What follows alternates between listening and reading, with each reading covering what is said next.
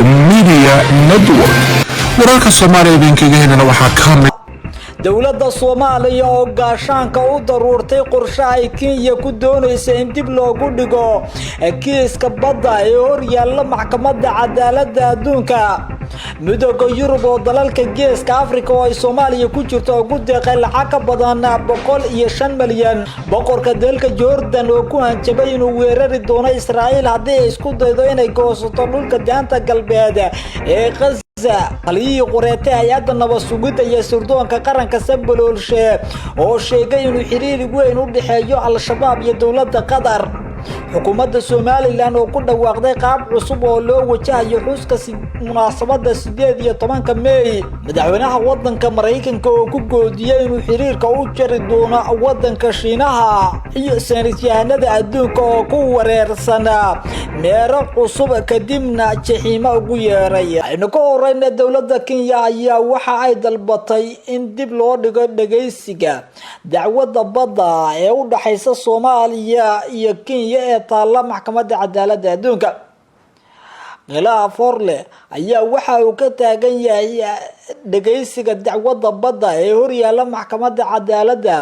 taas oo u dhaxaysa Soomaaliya iyo Kenya. dukumeenti ay aragtay warbaahintu oo ay labada dal u direen maxkamadda ayaa muujinaya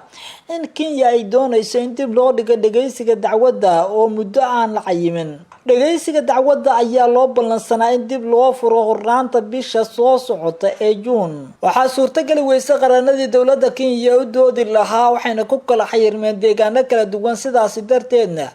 oo aysan suurtagal ahayn in bisha June in maxkamadda la dhameystiro dukumeentiga sida lagu yiri dukumeenti ay gudbisay dawladda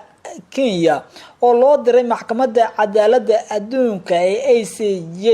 laakiin dawladda Kenya ayaa waxa ay ku doodaysaa in fayraska corona uu saameyn ku yeeshay shaqada qareenada ku metelaya dacwadda oo ay sheegeen inay xayirmeen isla markaasna ay deegaano kala duwan ku kala sugan yihiin. waxay sidoo kale Kenya ay sheegtay in xanuunka safmarka uu saameyn ku yeeshay dhaqaalaha dalkeeda iyadoo ay ku tilmaamtay in miisaaniyadda dawladda dib loo eegayo iyo sidii ahmiyad loo sii lahaa arrimaha degdega ee muhiimka ah sida la dagaalanka cudurka coronavirus. dalabkan dawladda Kenya ayaa ujeedkiisu yahay in mar kale dib loo dhigo dacwadii kiiska u dhaxeeya Soomaaliya iyo sidoo kale Kenya ee dhanka badda la xiriiray kaas oo loo ballansanaa in maxkamaddu dhawaan ay furto dhageysigana la bilaabo. dhanka kale dawladda Soomaaliya oo ka jawaabaysa qorshaha ay dawladda Kenya doonayso in dib loogu dhigo dhageysiga dacwadda badda ayaa ka hortimid arrintaasi. dawladda Soomaaliya waxay ka hortimid dib u dhigista dhageysiga dacwadda badda ee Soomaaliya iyo Kenya in mar kale dib loo dhigo oo ay Kenya dalbatay sabab la xiriira cudurka coronavirus. xukuumadda Soomaaliya waxay ku eedeysay Kenya inay doonayso in muranka lagu xaliyo meel ka baxsan maxkamadda. warqadda ay dawladda Soomaaliya qortay waxa ay ku sheegtay in ay tahay barkii saddexaad oo ay Kenya codsato in dib loo dhigo iyadoo ka cabatay cadaadis diblomaasiyadeed oo weyn oo kaga imaanaya dhinaca Kenya Soomaaliya. waa run in dunida cudurkaasi uu ka dilaacay oo maqal furan oo maxkamadda gudaheeda aan dhici karin iyo isku socod aanu jirin oo dulimaadyadii lagu tagi lahaa heeg aysan jirin oo aysan shaqeynayn oo dal walba uu albaabada xirteen. hase yeeshee maxkamaddu waxa ay soo saartay in shaqadeedu ay awoodi karto hab maqala iyo muuqaal oo ay dacwadda ku dhageysato ayuu yiri ra'iisul wasaare ku-xigeenka Soomaaliya Mahdi Maxamed Guuleed Qadar oo la hadlay laanta afka Soomaaliga ee BBC. bisha June dalal badan ayaa dacwadooda lagu dhageysan doonaa maqal iyo muuqaal ilaa iyo haatan halkiis ayaa la dhageystay waqtigiina loogu talagalana lagu dhageystay maxkamaduna maqal iyo muuqaal ayay ku qaaday marka anaguna waanu ka hornimid mowqifka dawladda Soomaaliyana waxa weeyeen dacwadaas aan maalin dib loo dhigin go'aankuna uu yahay sidaan u qornay maxkamadda caalamiga taas oo aanu ku sheegayno in dacwadda lagu qaado hab maqal iyo muuqaal ama video conference oo maxkamadda ay gacanta ku hayso ka shaqeynta tijaabinta, ayuu yiri mar kale Mahdi Guuleed oo sharaxaya qaabka dowladda Soomaaliya ay uga hortimid qorshaha dowladda Kenya ay ku doonayso in dib loogu dhigo dhageysiga dacwadda badda. waa markii saddexaad oo ay dowladda Kenya iyadu qorsheynayso in dib loo dhigo dhageysiga dacwadda badda ee u dhaxaysa dalalka Soomaaliya iyo Kenya. inta badan dadka falaqeeya arrimaha diblomaasiyadeed ayaa ku eedeeyay dowladda waddanka Kenya inay doonayso inay marin habaabiso dacwadda u dhaxaysa Soomaaliya iyo Kenya ee yaalla maxkamadda cadaaladda adduunka, iyadoo Kenya doonaysa in lagu xalliyo arrintaasi meel ka baxsan maxkamadda oo ay Kenya ku rajo weyn tahay inay wada hadal ka yeeshaan Soomaaliya iyo Kenya, maadaama dowladda Kenya la sheegay inay si weyn uga walwal qabto inay Soomaaliya kaga guuleysato dacwaddaasi. Midowga Yurub ayaa dalalka Geeska Afrika oo ay Soomaaliya ku jirto waxay ugu deeqeen lacag ka badan 105 milyan. Midowga Yurub ayaa ku dhawaaqay inay siin doonaan dalalka Geeska Afrika dhaqaale dhan 105 milyan iyo 500 oo dheer si wax looga qabto cudurka kiiska coronavirus ee dalalka Geeska Afrika sida weyn ugu sii fidaya.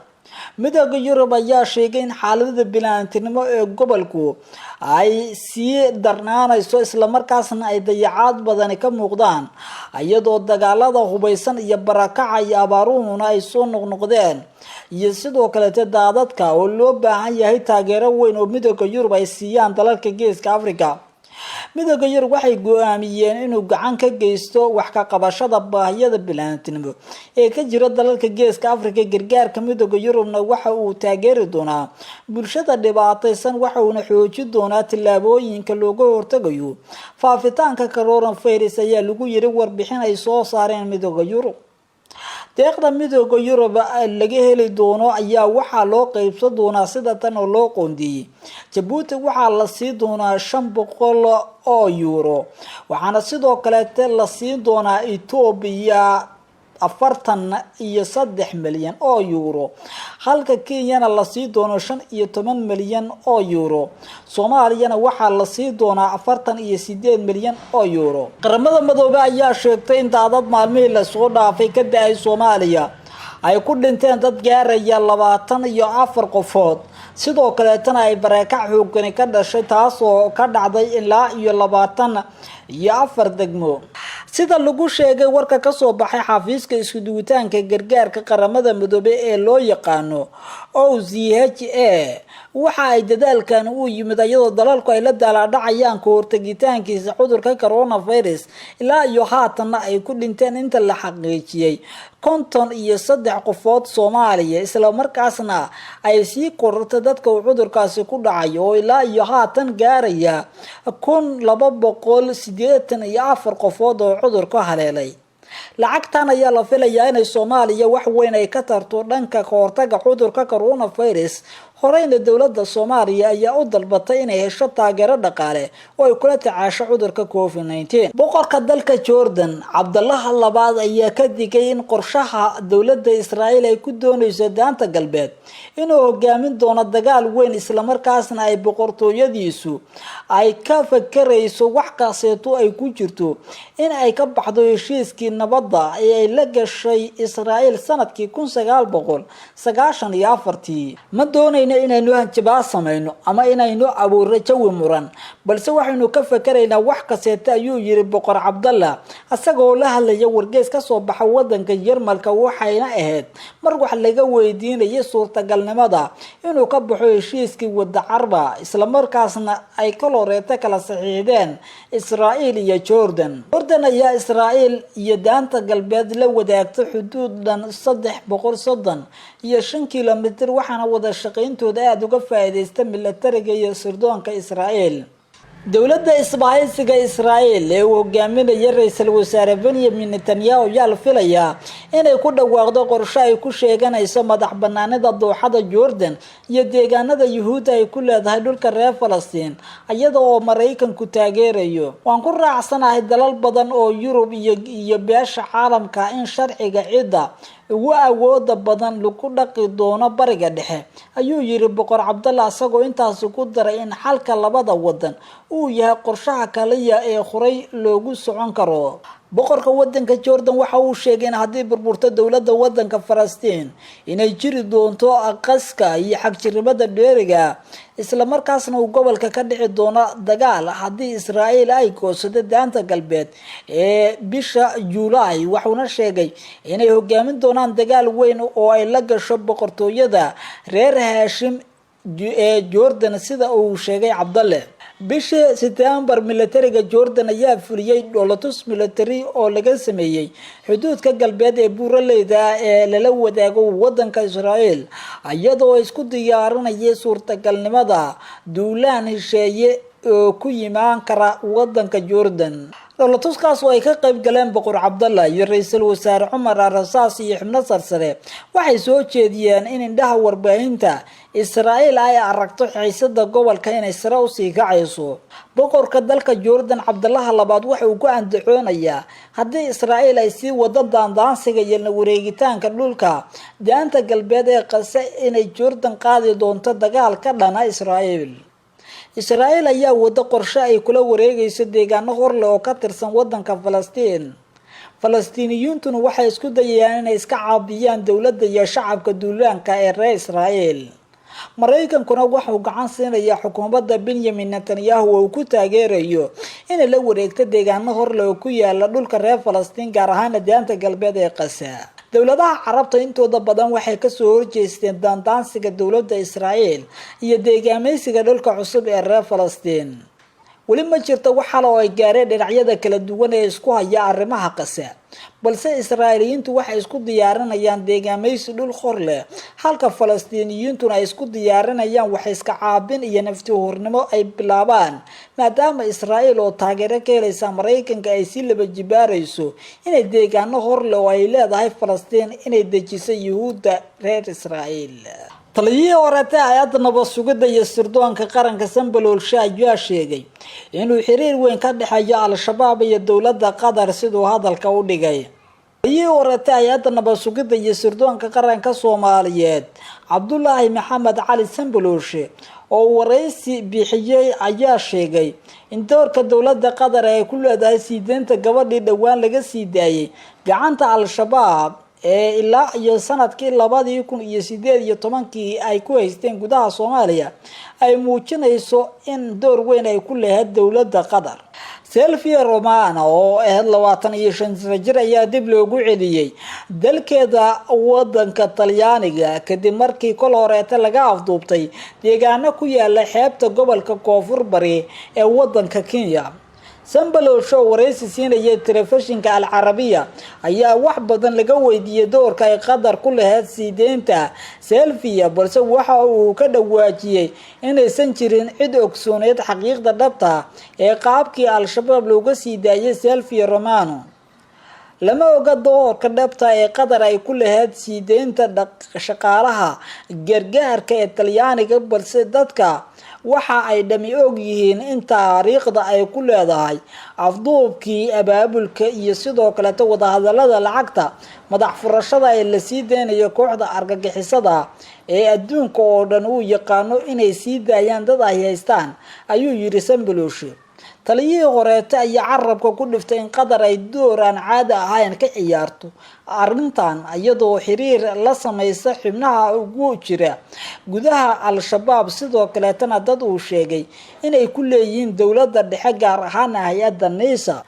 waxaan shaki ku jirin in dowladda Qatar ay door weyn ka ciyaarto sidii xiriir ay ula sameeyay lahayd xubnaha ku jira al-shabaab oo ay ula macaamilaan iyo shakhsiyaadka ugu jira dowladda Soomaaliya ee hadda gaar ahaan hay'adda nabad sugidda sida uu yiri Sanbalolshe. Sanbalolshe waxa uu dowladda Qatar ku eedeeyay in ay tahay dowladda kaliya ee adduunka ka jirta isla markaasna taageero u muujisa al-shabaab, wuxuuna madaxda hadda NISA ku sheegay inuu yahay qofka ugu saameynta badan ee qatar ay ku haysato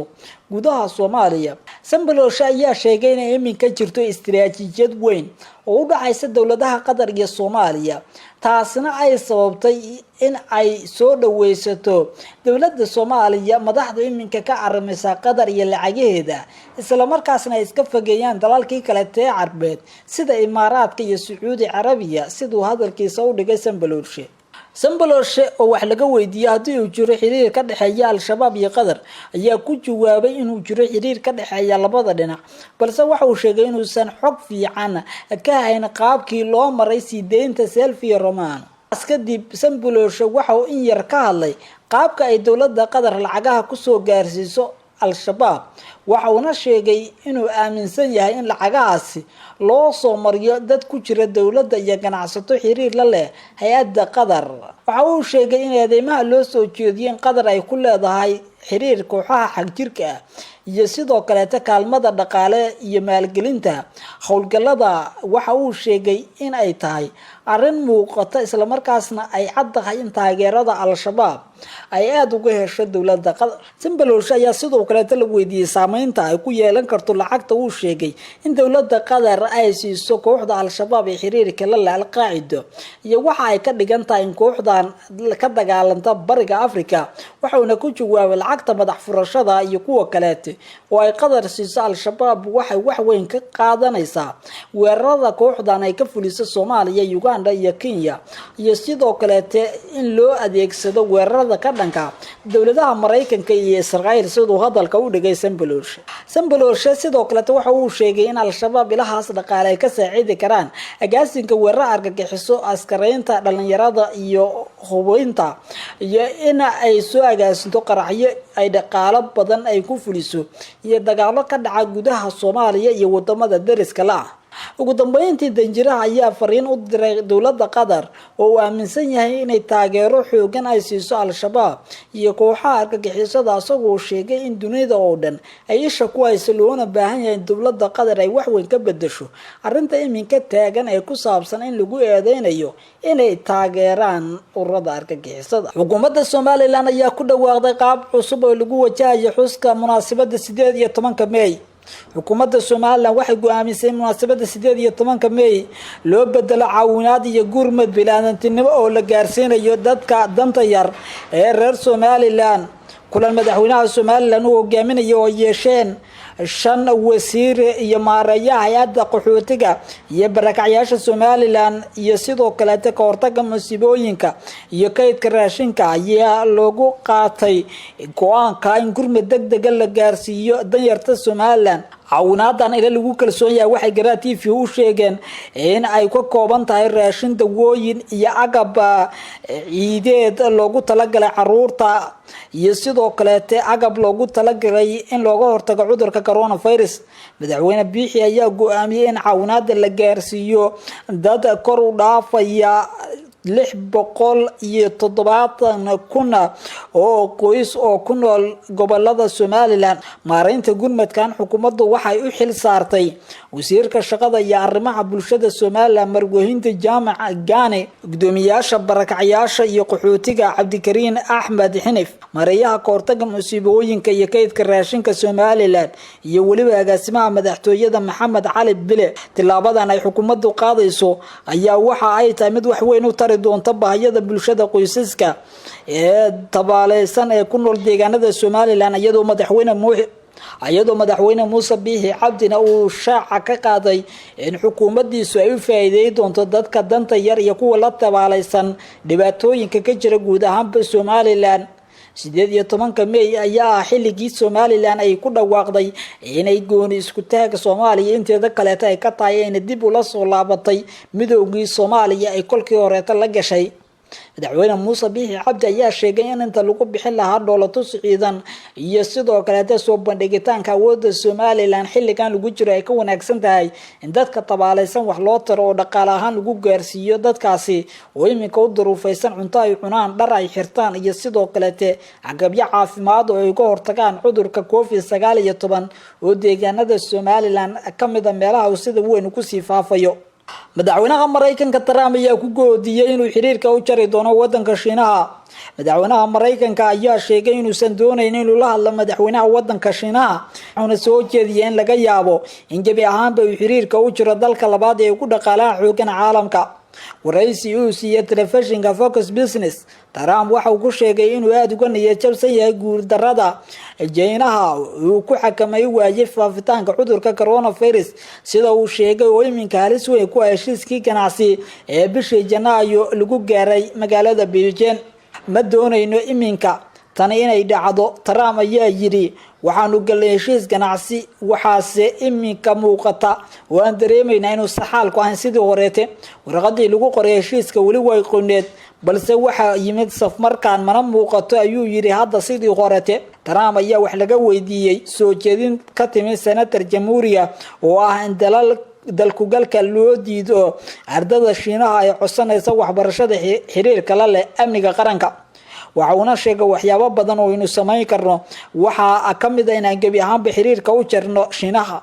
haddii sidaas aynu sameyno waxa noo dhici doona oo aynu kaysan doonaa $500 milyan oo dollar, ayuu yiri Trump, kuwaas oo lagu tixraacayo qiimaha badeecada sanadka seete oo Mareykanku ka soo dhoofsado Shiinaha. afyeenka wasaaradda arrimaha dibadda Shiinaha ayaa magaalada Beijing isagoo jooga sheegay in xiriirka ay sii joogtay doonaan danta ugu jirto shacabka labada wadan iyo xasiloonida iyo nabadda caalamka, sidoo hadalka u dhigay. madaxweyne Trump ayaa dhowr jeer horeeta ku eedeeyay dowladda wadanka Shiinaha inay ka gaabisay la dagaalanka cudurka coronavirus iyo inay caalamka uga sii digto khatartiisa, isagoo cudurkaasi markii hore ka soo dilaacay magaalada Wuhan ee wadanka Shiinaha. sanitaanada adduunka waxay ku wareersan yihiin meero cusub kadibna jaxiimo ayay ugu yeereen. culimada ku takhasusay cilmiga hawada sare waxa ay sheegeen inay heleen meero cusub oo ay ku magac dareen meeraha jaxiima ama wasba 79. culimada falaagada waxa ay sheegeen in meerahan uu dushiisa roob ka doo, waxayna ugu yeereen naar sida birta la dhalaaliyay. meeruhu waxa uu ka baxsan yahay waxa loogu yeero gruubka cadceedda. hay'adda cirbixiyeennada Mareykanka ee NASA waxay shaaciseen astaamaha meerahani in meerahani uu leeyahay cir cawlan ama sama cawlan, sidoo kale tan waxay sheegteen daruur la'aan uu taagan yahay isagoo ka kooban qaac iyo sidoo kale daqiiq wata kuleyl, sida ay sheegtay hay'addan warka ay soo saartay NASA. waxaa la isku raacay in meerahani uu yahay mid duufaano badan iyo awood xoogan leh, wax kasteeto aan dunida hore loogu aragna wata. saynisyahanadana wax ka dhiga jaamacadda Johns Hopkins waxay sheegeen arintani ay tusisay waxyaabo adduunka sare ee ka jira oo ay ku wareersan yihiin cilmi maadi ahaan. culimada sidoo kale intaasi waxay ku dareen in meelaha loogu magac daray jaxiima isla markaasna uu leeyahay astaamo asagoo dhulka ifinaya ilaa iyo 780 sano oo iftiinkiisu uu socdo. meerahan cusub ee ay daboolka ka qaadeen saynisyahanadu waxa uu iminka yahay mid ay si weyn u hadalhayaan saynisyahanada dunida oo ku jahawareersan qaabka loo dhigayo. Kenya oo qaratay markii ugu horeysay inay burbur dhaqaale oo xoogan kala kulantay qaadka ay u dhoofin jirtay Soomaaliya ee kol hore la joojiyay. Somaliland waa ashtaka ka dhan Mareykanka iyo Itoobiya u gudbisay wadamada kale ee beesha caalamka. Mareykanka oo soo saaray dawo loogu talagalay in lagaga hortago cudurka coronavirus-ka. gudoomiyaasha labada aqal ee baarlamaanka Soomaaliya oo u cadeeyay mucaaradka inaysan marnaba dhici doonin in dib loo dhigo doorashada Soomaaliya. guddiga doorashooyinka wadanka Itoobiya oo ruqsadii kala noqday xisbiga midnimada Soomaalida iyo xisbiyo kale oo fara badan. dawladda Qatar oo gargaar gaarsiisay magaalada Hargeysa ee caasimadda Somaliland iyo gaashaanbuurta NATO oo Turkiga ku garab istaagtay howlgalka uu ka wado wadanka Liibiya. sida hordhaca warkeena aan kugu sheegayba Kenya ayaa qaratay markii ugu horeysay in burbur dhaqaale oo xoogan ay kala kulantay qaadka ay u dhoofin jirtay wadanka Soomaaliya oo horay ay u joojisay dawladda dhexe ee Soomaaliya. gudoomiyaha iskaashatada qaadka gobolka Meru ee wadanka Kenya Kimasi Manjuru ayaa sheegay in halkii maalin oo kaliya Muqdisho ay u iibgeyn jireen qaad ku kacaya adduun lacageed oo u dhaxeeya $250,000 ilaa $400,000, taasi oo uu sheegay in mararka qaarna ay gaari jirtay $5 milyan. wuxuu sheegay in iminka ay fursadaasi meesha ka baxday oo ay iminka shaqo la'aan la daalaadhacayaan dad ka badan 500 oo kun oo qof oo Kenyan ah oo ka shaqayn jiray gurista qaadka ka baxa gobolka Meru ee wadanka Kenya kuwa soo rara iyo kuwa daabula oo uu sheegay in ay dhaqaale fara badan ku qabeen balse tan iyo markii la hakiyay uu dhaqaalahaasi meesha ka baxay waxa kale oo gudoomiyaha iskaashatada qaadka wadanka Kenya uu sheegay in tani xitaa ay saameysay canshuurtii ay heli jirtay dawladda Kenya wuxuu ka dalbaday dawladaha Soomaaliya iyo Kenya inay sida ugu dhaqsaha badan ay ku soo celiyaan qaadkii loo beecgeyn jiray Soomaaliya ganacsato badan ayaa shaqo la'aan ku noqday qaadka wuxuuna sheegay in xitaa ay tani saameynayso ganacsatada Soomaalida ah ee qaadka ka ganacsan jiray hadalka gudoomiyaha iskaashatada qaadka wadanka Kenya waxa uu imaanayaa iyadoo oo dawladda Soomaaliya ay go'aan ku qaadatay in la joojiyo ku dhawaad 30 diyaaradood oo si joogto ah Soomaaliya u imaan jiray qaadna ka keeni jiray wadanka Kenya hase yeeshee tan iyo markii qaadka la joojiyay waxa jiray tiro yar oo jaad ah oo si dhuumasho lagu soo Soomaaliya sida ay sheegeen qaar kamid ah haweenka qaadka ka ganacsada ee Muqdisho haweenay qaadka ka ganacsato oo ku nool magaalada Muqdisho ayaa sheegtay in qaadku uu si dhuumasho ku yimaado isaga oo soo maray dekada magaalada Kismaayo haweenaydaasi ayaa sheegtay in kolkii hore ay kiilada jaadka ku iibin jireen lacag u dhaxaysa $20 ilaa $25 balse hadda ay siistaan halkii kiilo $120 haweenayda ayaa sheegtay in ay faa'iido ballaaran ay ku qabaan joojinta jaadka warbaahinta gudaha Kenya ayaa sidoo kale sheegtay in burburkan dhaqaale ee iminka soo gaaray Kenya uu noqon doono mid aan ka soo kabsasho lahayn maadaama uu si toos ah u burburi karo dhaqaalaha ganacsato badan oo Kenyan oo ku tiirsanaa Soomaaliya kuna xirnaa qaadka loo beecgeyn jiray gudaha wadanka Soomaaliya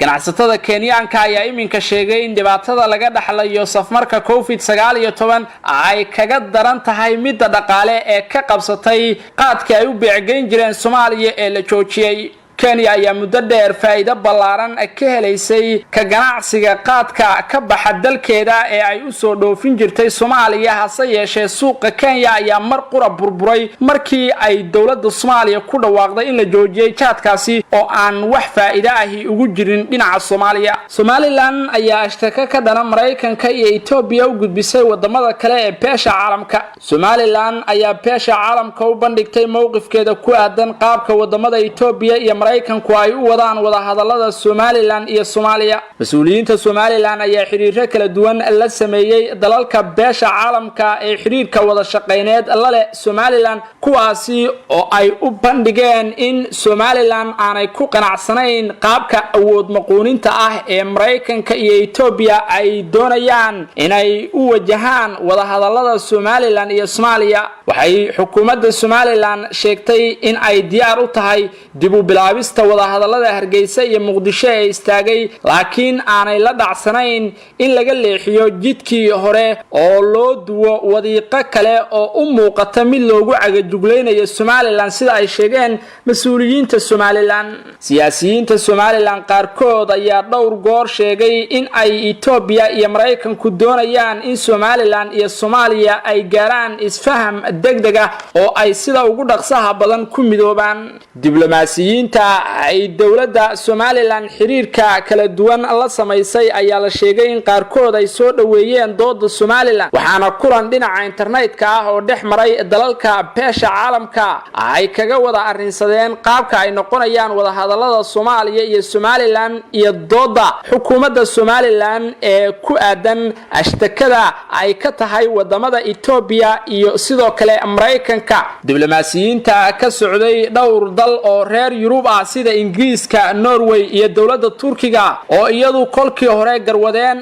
ka ahayd wada hadallada Hargeysa iyo Muqdisho ayaa sheegay inay tixgelinayaan codsiga Somaliland oo ay dib ugu laaban doonaan Mareykanka iyo Ethiopia in ay wax ka bedelaan qaabka ay iminka ku wajahayaan wada hadallada oo laga dhigo kuwa daahfuran oo cid walba ay ra'yigeeda xor u tahay Somaliland ayaa ka carootay hadal dhawaan ka soo yeeray safiirka dawladda Mareykanka u fadhiya Soomaaliya Danjira Donald Yamamoto iyo mid ka sii horeeyay oo ka soo yeeray ra'iisul wasaare Abiy hadalladaasi ka soo kala yeeray Mareykanka iyo Itoobiya ayaa xambaarsanaa dhawaqa midnimada iyo in dib la isugu soo celiyo Muqdisho iyo Hargeysa hase yeeshee xukuumadda Somaliland ayaa doonaysa in ay miiska la fariisato dawladda dhexe ee Soomaaliya iyada oo ku gorgortamaysa inay xaq u leedahay inay gooni isaga taagto Soomaaliya inteeda kale oo ay hesho ictiraaf buuxa khilaafka Soomaaliya iyo Somaliland oo muddo soo jiitamayay ayaan wali xal loo helin waxaana dhinacyadan dhowr jeer oo hore wada hadallo ay ku yeesheen gudaha wadanka Turkiga Itoobiya iyo Djibouti iyo wadamo kale aysan ka soo bixin natiijooyin wax ku oola lama oga in Itoobiya iyo Mareykanku ay hakin doonaan xawaaraha ay doonayaan in ay ku dhaqaaqaan wada hadallada Somaliland iyo Soomaaliya kadib mowqifka Somaliland ee loo bandhigay wadamada kale ee beesha caalamka laakiin safiirka Mareykanka ee Soomaaliya Danjira Donald Yamamoto oo dhawaan warbaahinta la hadlay ayaa soo dhaweeyay kulankii Addis Ababa ee dhexmaray madaxweynaha Somaliland Mudane Muuse Biixi Cabdi iyo madaxweynaha Soomaaliya Maxamed Cabdilaahi Farmaajo dawladaha Mareykanka iyo Itoobiya oo aan horay uga dhex muuqan jirin wada hadallada labada dhinac ayaa muddooyinkii u dambeeyay si weyn uga dhex muuqday masraxyada la doonayo in la isugu keeno Muqdisho iyo Hargeysa wuxuuna ra'iisul wasaaraha Itoobiya Abiy Ahmed ku guuleystay inuu Addis Ababa isugu geeyo madaxweynayaasha labada dhinac kuwaasi oo horay hawada isugu marin jiray hadallo kulul oo hakiyay wada u dhaxeeyay Somaliland iyo Soomaaliya Mareykanka ayaa soo saaray daawo loogu talagalay in lagaga hortago cudurka safmarka ah ee COVID-19 oo caalamka si weyn u saameeyay xilli dunida oo dhan ay hardan ugu jirto soo saarista daawada rasmiga ah ee cudurka COVID-19 ayaa saynisyahano u dhashay wadanka Mareykanku waxa ay ka dhawaajiyeen inay heleen daawo wax u taraysa bukaanada qaba cudurka COVID-19 saynisyahano ku takhasusay cilmiga biology-ga oo ka tirsan shirkadda Sorrento ee ku taala gobolka California ee dalka Mareykanka ayaa ku guuleystay inay helaan daawo ka hortagaysa cudurka coronavirus-ka shirkadda ayaa sheegtay in daawada loo yaqaano STI-1499 antibody ay ka joojisay coronavirus in uu galo 100% unugyada bini'aadamka caafimaadka qaba kadib tijaabooyin la sameeyay war-saxaafadeed ka soo baxay shirkadda Sorrento ayaa waxa lagu sheegay in ay soo saari karto ilaa 200,000 bil waliba isla markaana ay u baahan tahay ogolaanshiyo shirkaddu waxa ay dalbatay ogolaanshiyo degdeg ah oo ay ka hesho maamulka cuntada iyo daawooyinka ee Mareykanka ee FDA laakiin wali maanay helin jawaab rasmi ah maamulka shirkadda Sorrento ayaa cadeeyay in ay dawadani tahay mid ay ku kalsoon yihiin inay wax weyn ka bedeli doonto faafitaanka cudurka COVID-19 haddii la siiyo dadka caalamka ku nool ee aan wali cudurku haleelinna ay ka hor istaagi karto in uu ku dhaco waxa kale oo ay sheegtay shirkaddu in dawadan ay rajeynayaan in sidoo kale ay wax u tari doonto bukaanada la ildaran caabuqa coronavirus ayaa caalamka si weyn u halakeeyay waxaana Mareykanku uu iminka yahay dalka koobaad ee cudurku uu saameynta ugu ba'an ku yeeshay isla markaana uu ka geystay kiisaska dhimashada ee ugu badan dawadan ayaa haddii si rasmi ah loo ansixiyo waxa ay noqon doontaa mid ay dawladaha caalamku ku tartami doonaan soo iibsashadeeda maadaama ay dunida oo dhan u hanqaltaagayso dawada rasmiga ah ee COVID-19 gudoomiyaasha labada aqal ee baarlamaanka Soomaaliya ayaa kulan gaar ah la qaatay madaxweynihii hore ee Soomaaliya Xasan Sheekh Maxamuud oo ay ka wada hadleen arrimaha doorashooyinka Soomaaliya iyo walwalka ay mucaaradku qabaan ee ku aadan inay dib u dhacdo doorashada Soomaaliya oo ay muddo kororsi samaysato dawladda uu horkacayo madaxweynaha Soomaaliya Maxamed Cabdilaahi Farmaajo madaxweynihii hore ee Soomaaliya iminkana ah gudoomiyaha xisbiga UPD Xasan Sheekh Maxamuud oo muddo ku xayirnaa dalka Turkiga ayaa dhawaan dib ugu soo laabtay dalka Xasan Sheekh ayaa ka hor intaanu ka soo duulin Ankara waxa uu kulan gaar ah halka kula qaatay gudoomiyaasha labada aqal ee baarlamaanka Soomaaliya oo ay ka wada hadleen laba arrin oo muhiim ah kuwaasi oo kala ah in doorashada waqtigeeda ay ku dhacdo iyo in dawladda laga hor istaago damaceeda ku aadan inay muddo kororsi samaysato sida uu sheegay Xasan Sheekh gudoomiyaasha labada aqal ee baarlamaanka Soomaaliya ee kala ah Maxamed Mursal Sheekh Cabdiraxmaan gudoomiyaha golaha shacabka iyo Cabdi Xaashi Cabdullaahi gudoomiyaha aqalka sare ayaa Xasan Sheekh u ballan qaaday inaanay waxba ka jirin guuxa ku aadan in dawladda federaalka ee Soomaaliya ay doonayso muddo kororsi baarlamaankuna uu ku gacan siinayo waxayna sheegeen in shaqada ugu horeysay ay qaban doonaan marka la furo kala fadhiyada baarlamaanka ay noqon doonto in laga shaqeeyo hanaanka ay ku dhici lahayd doorashada Soomaaliya oo loo malan yahay in la gudagalo dabayaaqada sanadkan aanu ku jirno ee 2020 mudane Cabdi Xaashi Cabdullaahi gudoomiyaha baarlamaanka aqalka sare ee dalka ayaa sheegay in la isla dhexmarayo warar kala duwan oo sheegaya in doorashada Soomaaliya waqtigeeda laga dibdhigi doono hase yeeshee aanay iyagu ogeyn meel lagu go'aamiyay in doorashada dib loo dhigo iyo qorshe noocaasi ah cid ku fakaraysaba wuxuu gudoomiye Cabdi Xaashi sheegay inaysan marnaba suuroobayn in doorashada dib loo dhigo lana gali doono doorashada si kasto ay u dhacdaba dhinaciisa gudoomiyaha golaha shacabka ee baarlamaanka Soomaaliya Maxamed Mursal Sheekh Cabdiraxmaan ayaa u cadeeyay Xasan Sheekh iyo xubnaha kale ee mucaaradka ku ah dawladda inaan marnaba la ogolaan doonin in muddo dhaaf lagu sameeyo doorashada Soomaaliya kala fadhiyada baarlamaanka oo xayirmay cudurka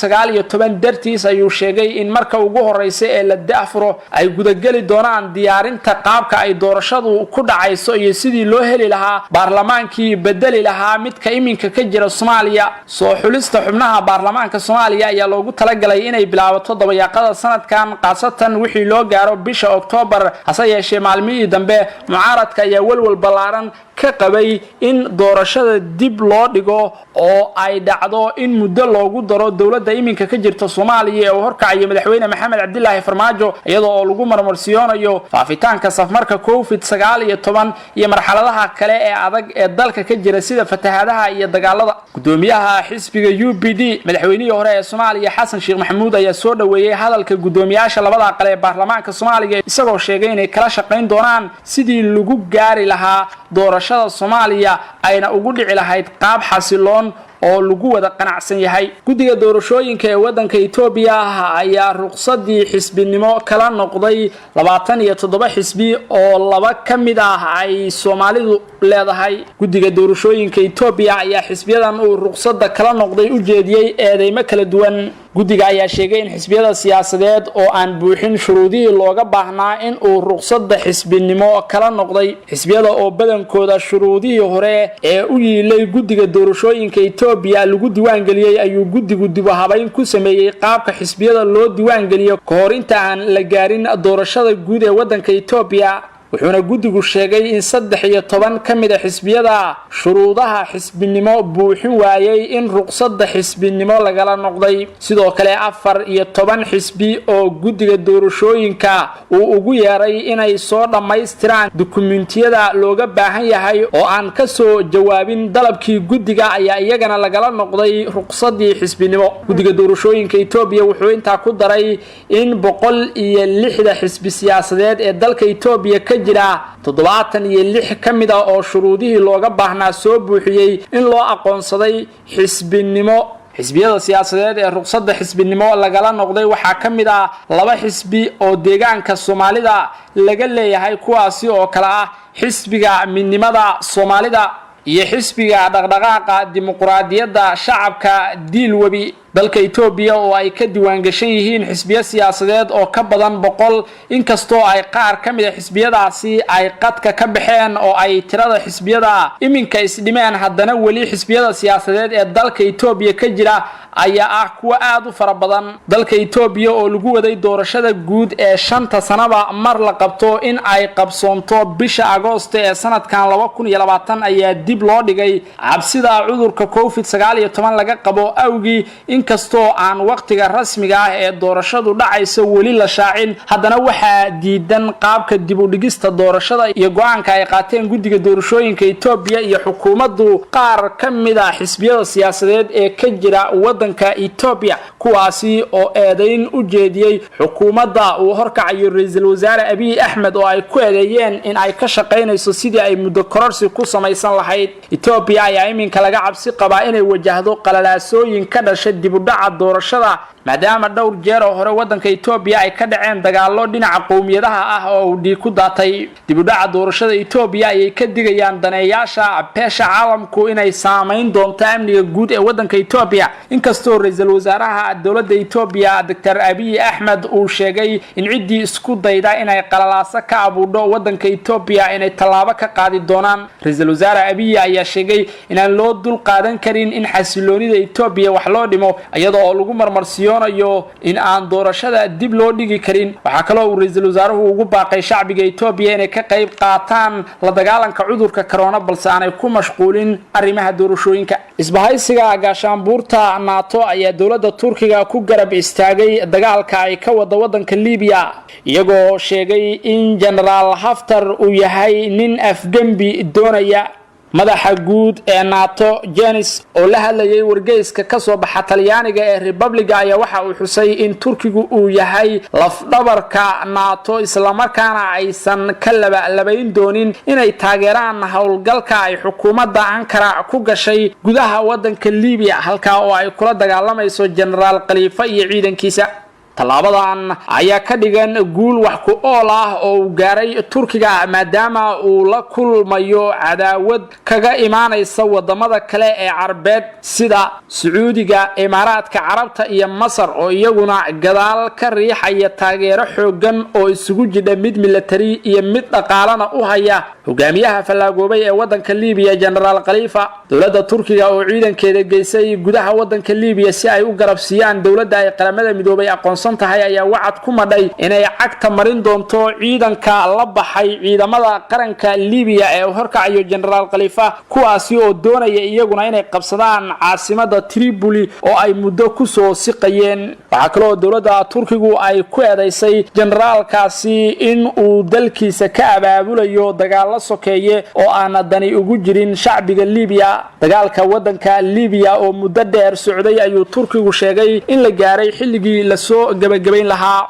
dagaalka Liibiya waxa uu iminka u muuqdaa mid u dhaxeeya Turkiga oo dhinaca iyo Sacuudiga, Imaaraadka Carabta, Masar iyo Ruushka oo dhinaca kale ka soo jeeda taageerayana General Khalifa Haftar hase yeeshee madaxweynaha dawladda Turkiga mudane Rajab Tayyip Erdogan ayaa sheegay in Turkiga iyo ciidankiisuba ay ku filan yihiin tirada yar ee maleeshiyaadka General Khalifa iyo dhammaan wadamada taageeraya garoonka diyaaradaha ee magaalada Hargeysa waxaa ka degtay diyaarad siday qalab caafimaad oo loogu talagalay cudurka coronavirus-ka taasi oo ka timid wadanka Qatar diyaaradan laga leeyahay wadanka Qatar ayaa waxa ay waday qalab caafimaad oo ay dawladda Qatar ugu deeqday Somaliland kuwaasi oo isugu jira kuwa lagaga hortago cudurka coronavirus-ka iyo kuwa lagu tacaalo mas'uuliyiin ka tirsan Somaliland ayaa deeqda caafimaad kula wareegay garoonka diyaaradaha ee Hargeysa ee Cigaal International iyagoo uga mahad celiyay xukuumadda Doha sida ay ugu soo gurmatay dadka reer Somaliland sidoo kale waxa ay sheegeen in gargaarkan uu ku soo aaday xilli loo baahnaa xukuumadda Doha ayaa sheegtay in gurmadkan ay ugu tala gashay inay kaga qayb qaadato la dagaalanka cudurka COVID-19 ee deegaanada Somaliland oo laga diiwaan galiyay kiisas fara badan oo cudurkan la xiriira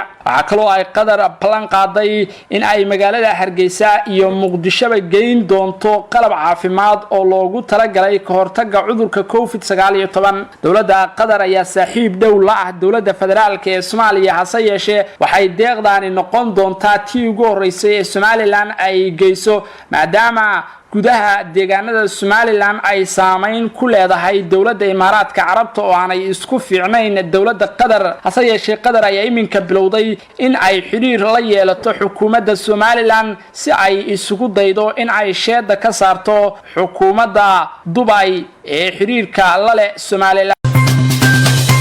kulantima ana wanaagsan daawadayaal halkani waa Somali State Media Network wararka Soomaaliya idinkaga helana waxaa ka mid dawladda Soomaaliya oo gaashaanka u daruurtay qorshe ay Kenya ku doonayso in dib loogu dhigo kiiska badda ee hor yaalla maxkamadda cadaaladda adduunka midowga Yurub oo dalalka Geeska Afrika oo ay Soomaaliya ku jirto ugu deeqay lacag ka badan 105 milyan boqorka dalka Jordan oo ku hanjabay inuu weerari doono Israa'iil haddii ay isku daydo inay goosato dhulka daanta galbeed ee Gaza qalii qoreete hay'adda nabad sugidda iyo sirdoonka qaranka Saboloolshe oo sheegay inuu xiriir weyn u dhaxeeyo al-shabaab iyo dawladda Qatar xukuumadda Soomaaliland oo ku dhawaaqday qaab cusub oo loo wajahayo xuska munaasabadda 18 May madaxweynaha wadanka Mareykanka oo ku goodiyay inuu xiriirka u jari doono wadanka Shiinaha iyo saynisyahanada adduunka oo ku wareersan meero cusub kadibna jaxiima ugu yeeray aynu ka horeyna dawladda Kenya ayaa waxa ay dalbatay in dib loo dhigo dhageysiga dacwadda badda ee u dhaxaysa Soomaaliya iyo Kenya ee taala maxkamadda cadaaladda adduunka khilaaf horle ayaa waxa uu ka taagan yahay dhageysiga dacwadda badda ee horyaala maxkamadda cadaaladda taas oo u dhaxaysa Soomaaliya iyo Kenya dukumeenti ay aragtay warbaahintu oo ay labada dal u direen maxkamadda ayaa muujinaya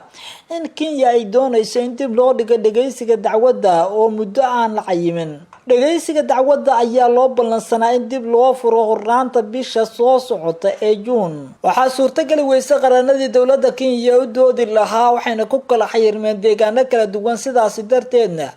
oo aysan suurtagal ahayn in bisha June in maxkamadda la dhameystiro dukumeentiga sida lagu yiri dukumeenti ay gudbisay dawladda Kenya oo loo diray maxkamadda cadaaladda adduunka ee ICJ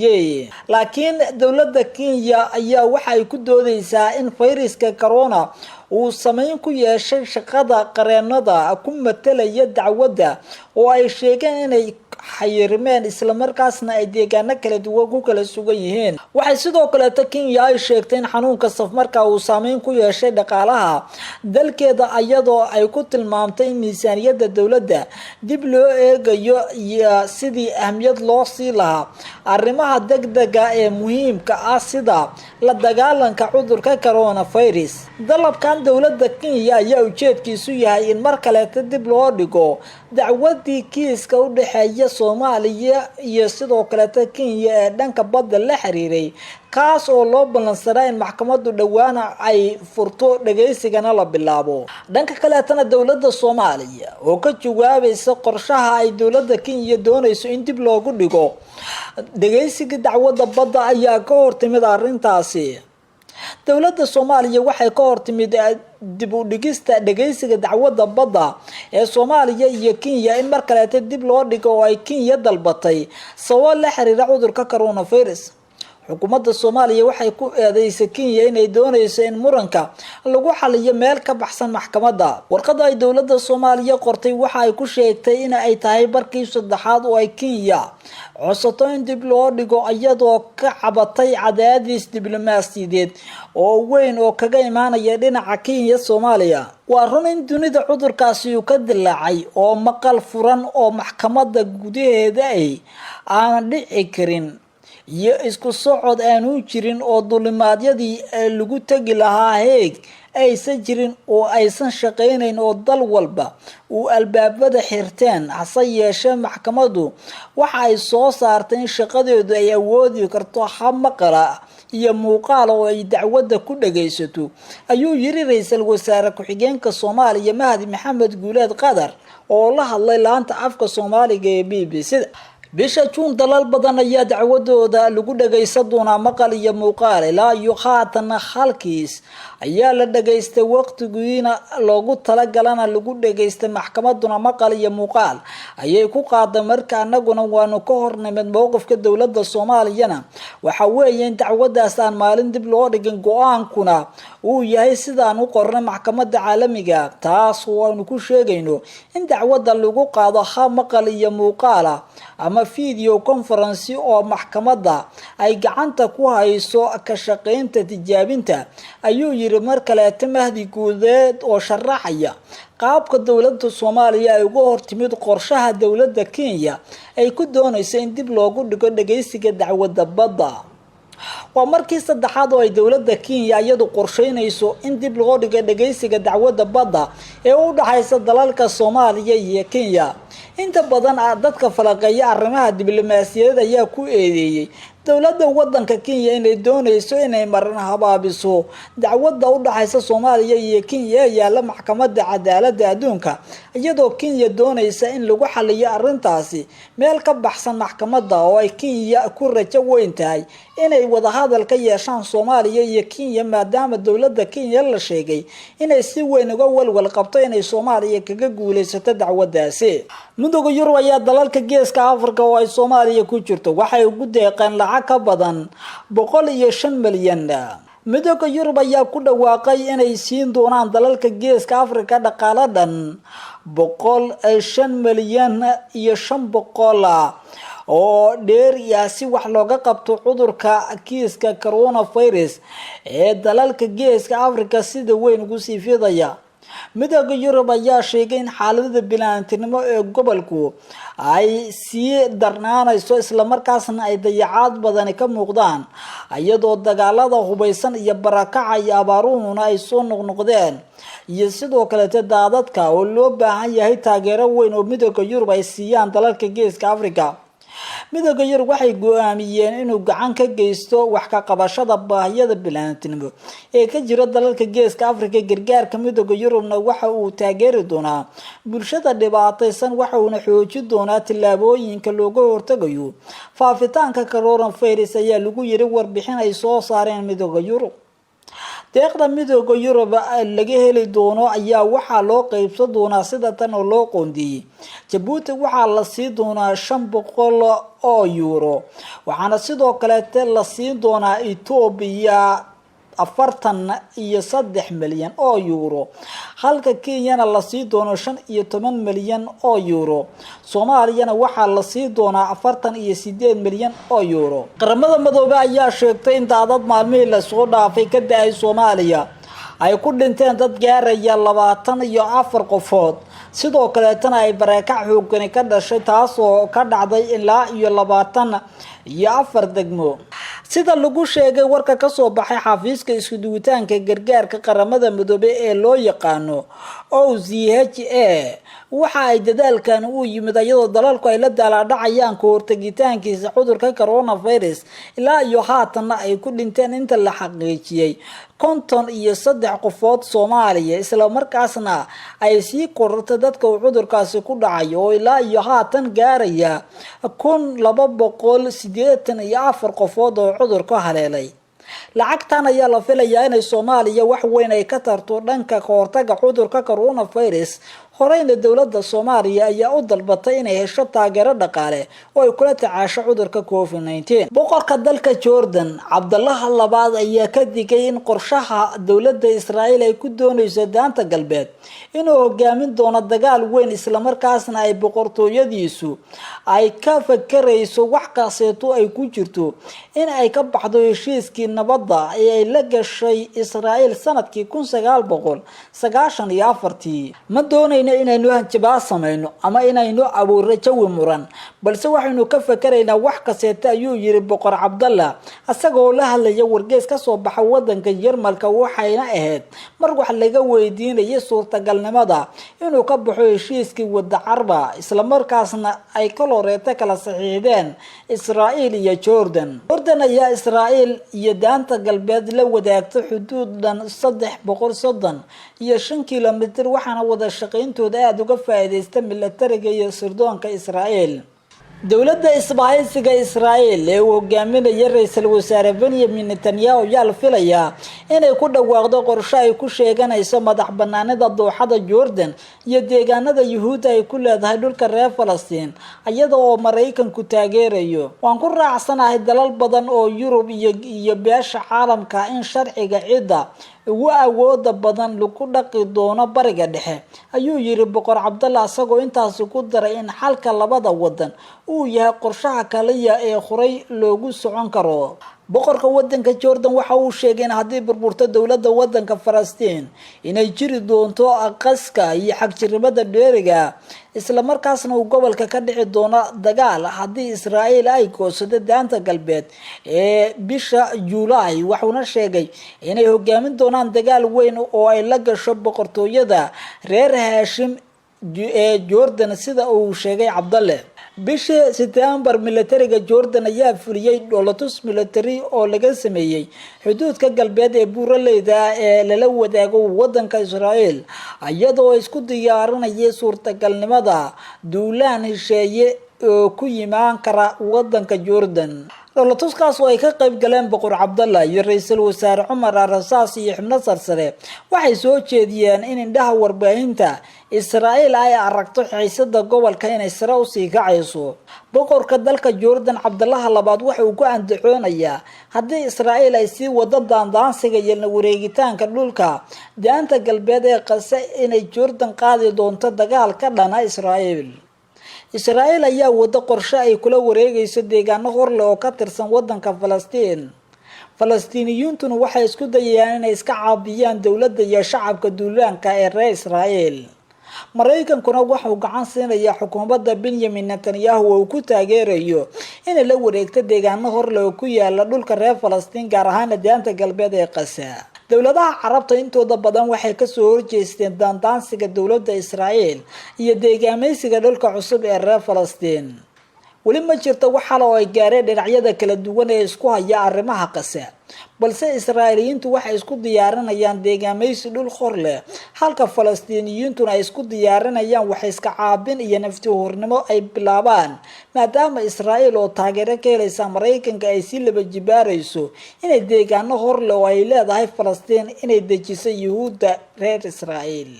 taliyihii horeta hay'adda nabad sugidda iyo sirdoonka qaranka Sanbalolshe ayaa sheegay inuu xiriir weyn ka dhexeeyo al-shabaab iyo dowladda Qatar sidoo hadalka u dhigay. taliyihii horeta hay'adda nabad sugidda iyo sirdoonka qaranka Soomaaliyeed Cabdullaahi Maxamed Cali Sanbalolshe oo wareysi bixiyay ayaa sheegay in doorka dowladda Qatar ay ku leedahay siideenta gabadhii dhawaan laga sii daayay gacanta al-shabaab ee ilaa iyo sanadkii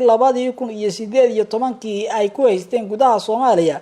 ay muujinayso in door weyn ay ku leeyahay dowladda Qatar. Silvia Romano oo 25 jir ayaa dib loogu celiyay dalkeeda wadanka Talyaaniga kadib markii kol horeeta laga afduubtay deegaano ku yaala xeebta gobolka Koonfur Bari ee wadanka Kenya. Sanbalolshe wareysi siinaya telefishinka Al Arabiya ayaa wax badan laga weydiiyay doorka ay Qatar ku lahayd siideenta Silvia, balse waxa uu ka dhawaajiyay inaysan jirin cid ogsooneed xaqiiqda dhabta ee qaabkii al-shabaab looga sii daayay Silvia Romano. lama oga doorka dhabta ee Qatar ay ku lahayd siideenta shaqaalaha gargaarka ee Talyaaniga, balse dadka waxa ay dhami og yihiin in taariikhda ay ku leedahay afduubkii abaabulka iyo sidoo kale wada hadalada lacagta madax furashada ee la sii deynayo kooxda argagixisada ee adduunka oo dhan uu yaqaano inay sii daayaan dad ay haystaan, ayuu yiri Sanbalolshe.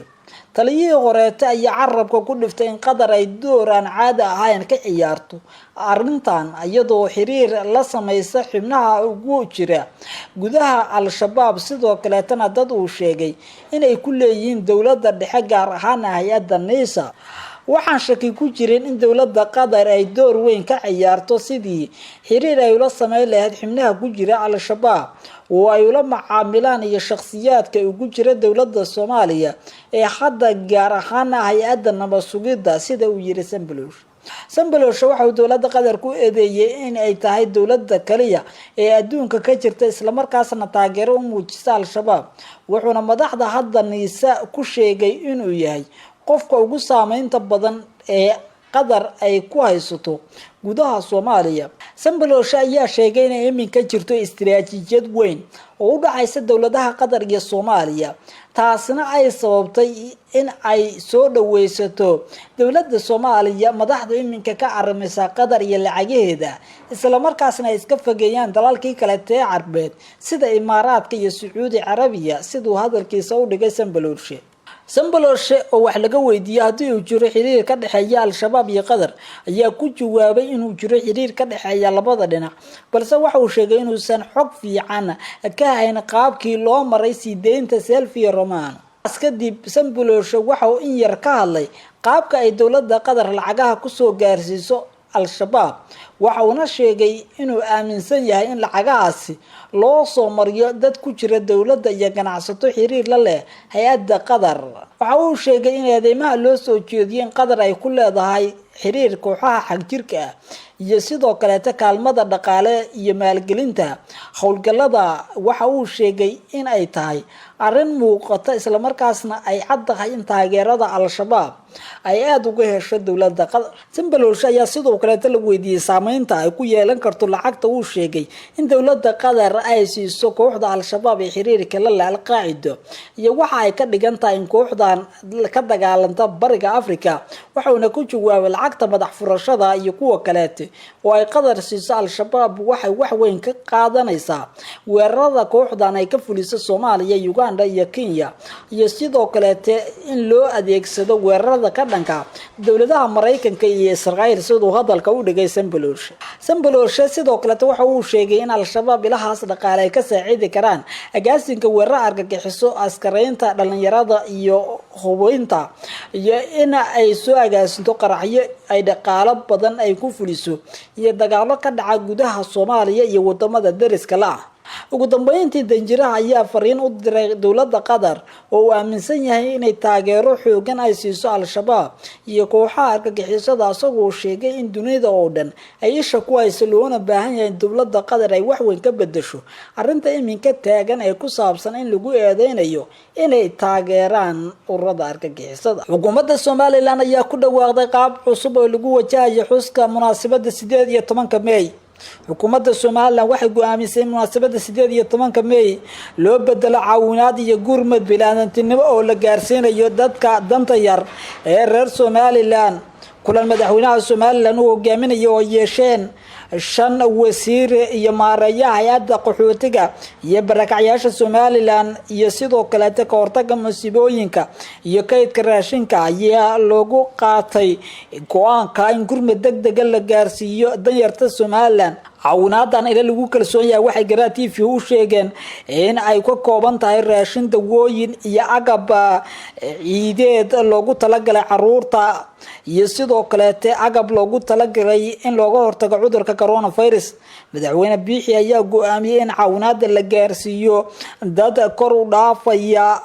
670,000 oo qoys oo ku nool gobolada Somaliland maareynta gurmadkan xukuumaddu waxay u xil saartay wasiirka shaqada iyo arrimaha bulshada Somaliland Marwooyinta Jaamac Gaane gudoomiyaasha barakacyaasha iyo qaxootiga Cabdikariin Axmed Xinif maareeyaha koortaga musiibooyinka iyo kaydka raashinka Somaliland iyo waliba agaasimaha madaxtooyada Maxamed Cali Bile tilaabadan ay xukuumaddu qaadayso ayaa waxa ay tahay mid wax weyn u doonta baahiyada bulshada qoysaska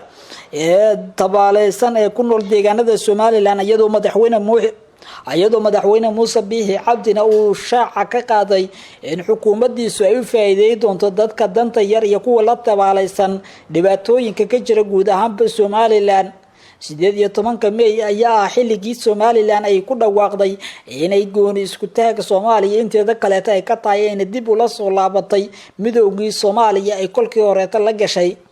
madaxweyne Muuse Biixi Cabdi ayaa sheegay in inta lagu bixin lahaa dowladda ciidan iyo sidoo kale soo bandhigitaanka awoodda Somaliland xilligan lagu jiro ay ka wanaagsan tahay in dadka tabaaleysan wax loo tiro oo dhaqaale ahaan lagu gaarsiiyo dadkaasi oo iminka u duruufaysan cunto ay cunaan dhar ay xirtaan iyo sidoo kale agabyo caafimaad oo ay ka hortagaan cudurka COVID-19 oo deegaanada Somaliland kamida meelaha uu sida weyn ku sii faafayo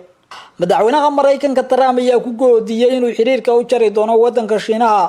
madaxweynaha Mareykanka ayaa sheegay inuusan doonaynin inuu la hadlo madaxweynaha wadanka Shiinaha wuxuuna soo jeediyay in laga yaabo in jabi ahaanba uu xiriirka u jiro dalka labaad ee ku dhaqaalaha xooggan caalamka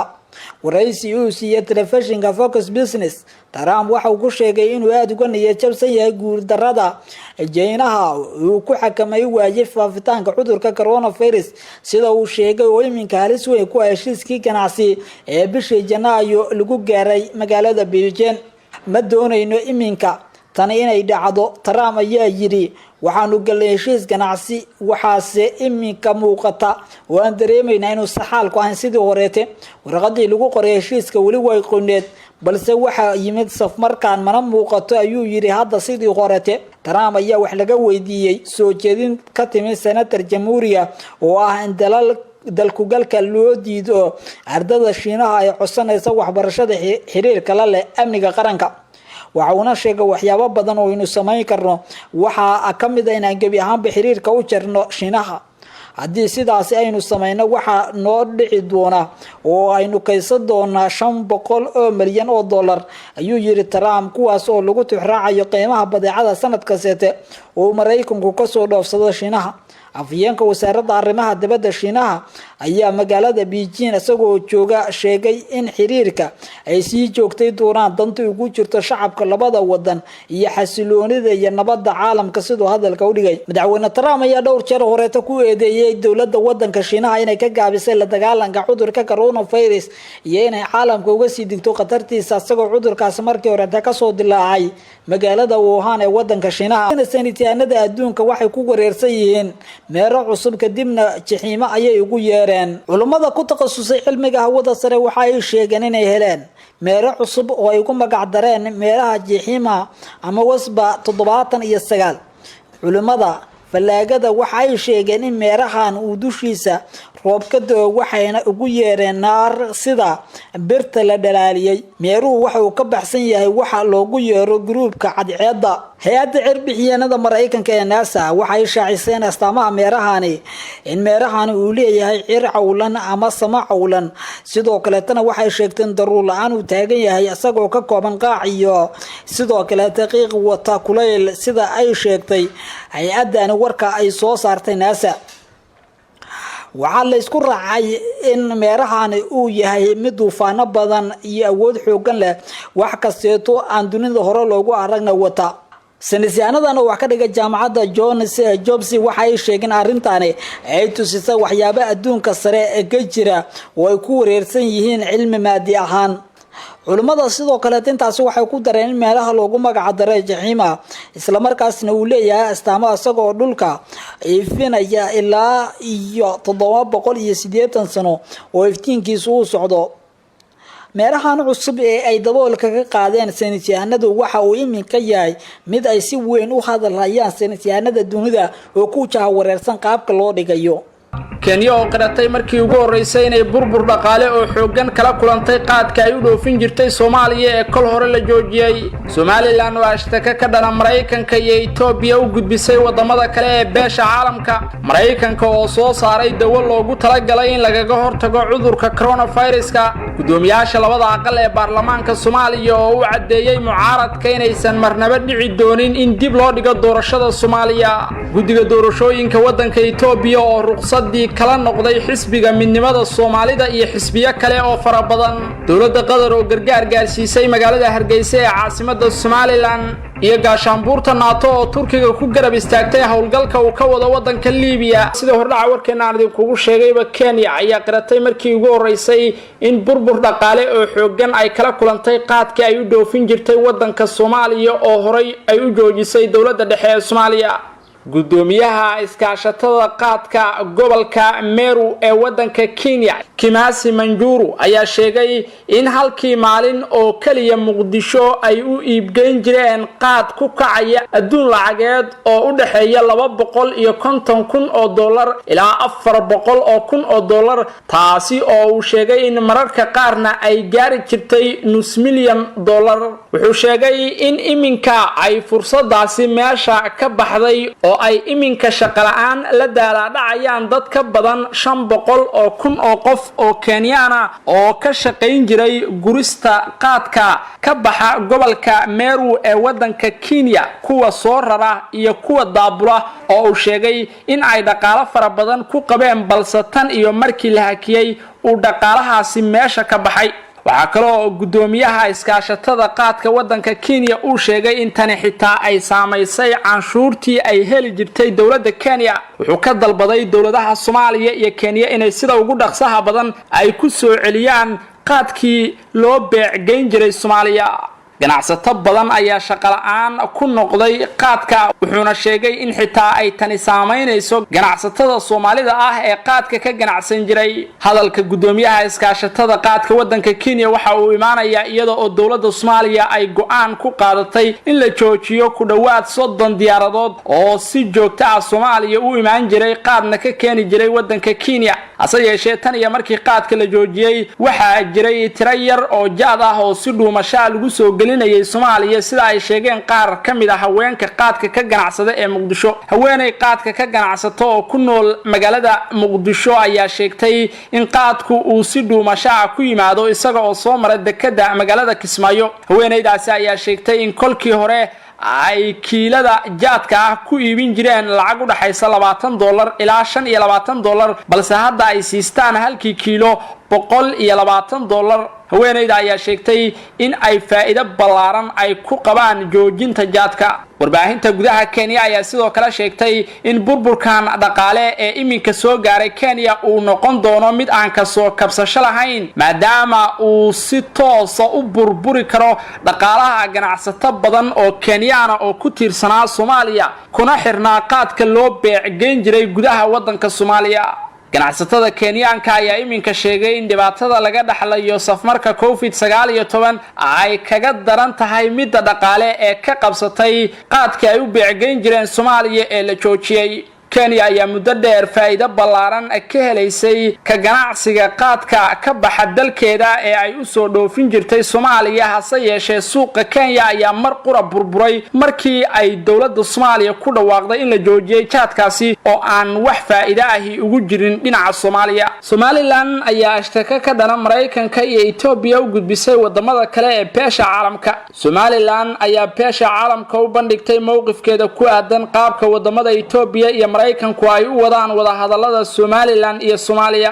mas'uuliyiinta Somaliland ayaa xiriirro kala duwan la sameeyay dalalka beesha caalamka ee xiriirka wada shaqeyneed la leh Somaliland kuwaasi oo ay u bandhigeen in Somaliland aanay ku qanacsanayn qaabka awood maquuninta ah ee Mareykanka iyo Ethiopia ay doonayaan inay u wajahaan wada hadallada Somaliland iyo Soomaaliya waxay xukuumadda Somaliland sheegtay in ay diyaar u tahay dib u bilaabista wada hadallada Hargeysa iyo Muqdisho ee istaagay laakiin aanay la dhacsanayn in laga leexiyo jidkii hore oo loo duwo wadiiqo kale oo u muuqata mid loogu cagajuglaynayo Somaliland sida ay sheegeen mas'uuliyiinta Somaliland siyaasiyiinta Somaliland qaarkood ayaa dhowr goor sheegay in ay Ethiopia iyo Mareykanku doonayaan in Somaliland iyo Soomaaliya ay gaaraan isfaham degdeg ah oo ay sida ugu dhaqsaha badan ku midoobaan diblomaasiyiinta ay dawladda Somaliland xiriirka kala duwan la sameysay ayaa la sheegay in qaarkood ay soo dhaweeyeen dooda Somaliland waxaana kulan dhinaca internetka ah oo dhex maray dalalka beesha caalamka ay kaga wada arrinsadeen qaabka ay noqonayaan wada hadallada Soomaaliya iyo Somaliland iyo dooda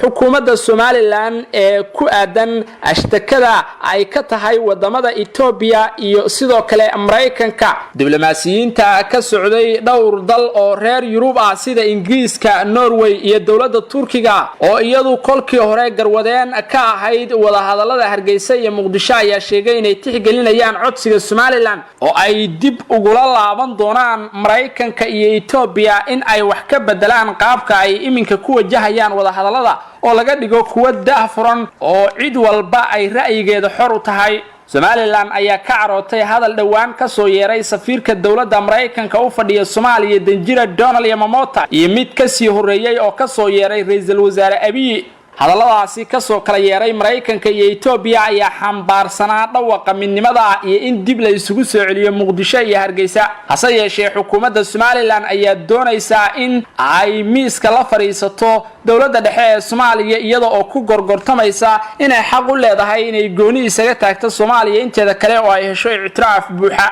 khilaafka Soomaaliya iyo Somaliland oo muddo soo jiitamayay ayaan wali xal loo helin waxaana dhinacyadan dhowr jeer oo hore wada hadallo ay ku yeesheen gudaha wadanka Turkiga Itoobiya iyo Djibouti iyo wadamo kale aysan ka soo bixin natiijooyin wax ku oola lama oga in Itoobiya iyo Mareykanku ay hakin doonaan xawaaraha ay doonayaan in ay ku dhaqaaqaan wada hadallada Somaliland iyo Soomaaliya kadib mowqifka Somaliland ee loo bandhigay wadamada kale ee beesha caalamka laakiin safiirka Mareykanka ee Soomaaliya Danjira Donald Yamamoto oo dhawaan warbaahinta la hadlay ayaa soo dhaweeyay kulankii Addis Ababa ee dhexmaray madaxweynaha Somaliland Mudane Muuse Biixi Cabdi iyo madaxweynaha Soomaaliya Maxamed Cabdilaahi Farmaajo dawladaha Mareykanka iyo Itoobiya oo aan horay uga dhex muuqan jirin wada hadallada labada dhinac ayaa muddooyinkii u dambeeyay si weyn uga dhex muuqday masraxyada la doonayo in la isugu keeno Muqdisho iyo Hargeysa wuxuuna ra'iisul wasaaraha Itoobiya Abiy Ahmed ku guuleystay inuu Addis Ababa isugu geeyo madaxweynayaasha labada dhinac kuwaasi oo horay hawada isugu marin jiray hadallo kulul oo hakiyay wada u dhaxeeyay Somaliland iyo Soomaaliya Mareykanka ayaa soo saaray daawo loogu talagalay in lagaga hortago cudurka safmarka ah ee COVID-19 oo caalamka si weyn u saameeyay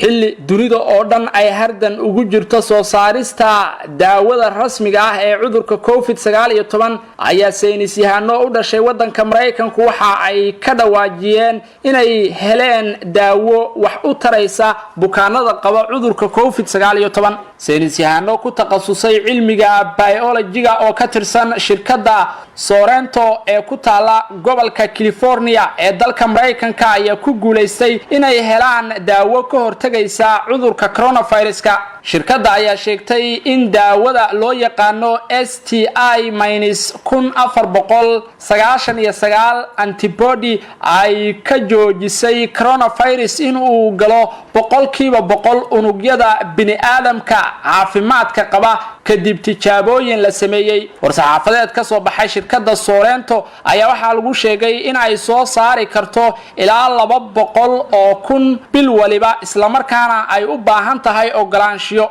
shirkaddu waxa ay dalbatay ogolaanshiyo degdeg ah oo ay ka hesho maamulka cuntada iyo daawooyinka ee Mareykanka ee FDA laakiin wali maanay helin jawaab rasmi ah maamulka shirkadda Sorrento ayaa cadeeyay in ay dawadani tahay mid ay ku kalsoon yihiin inay wax weyn ka bedeli doonto faafitaanka cudurka COVID-19 haddii la siiyo dadka caalamka ku nool ee aan wali cudurku haleelinna ay ka hor istaagi karto in uu ku dhaco waxa kale oo ay sheegtay shirkaddu in dawadan ay rajeynayaan in sidoo kale ay wax u tari doonto bukaanada la ildaran caabuqa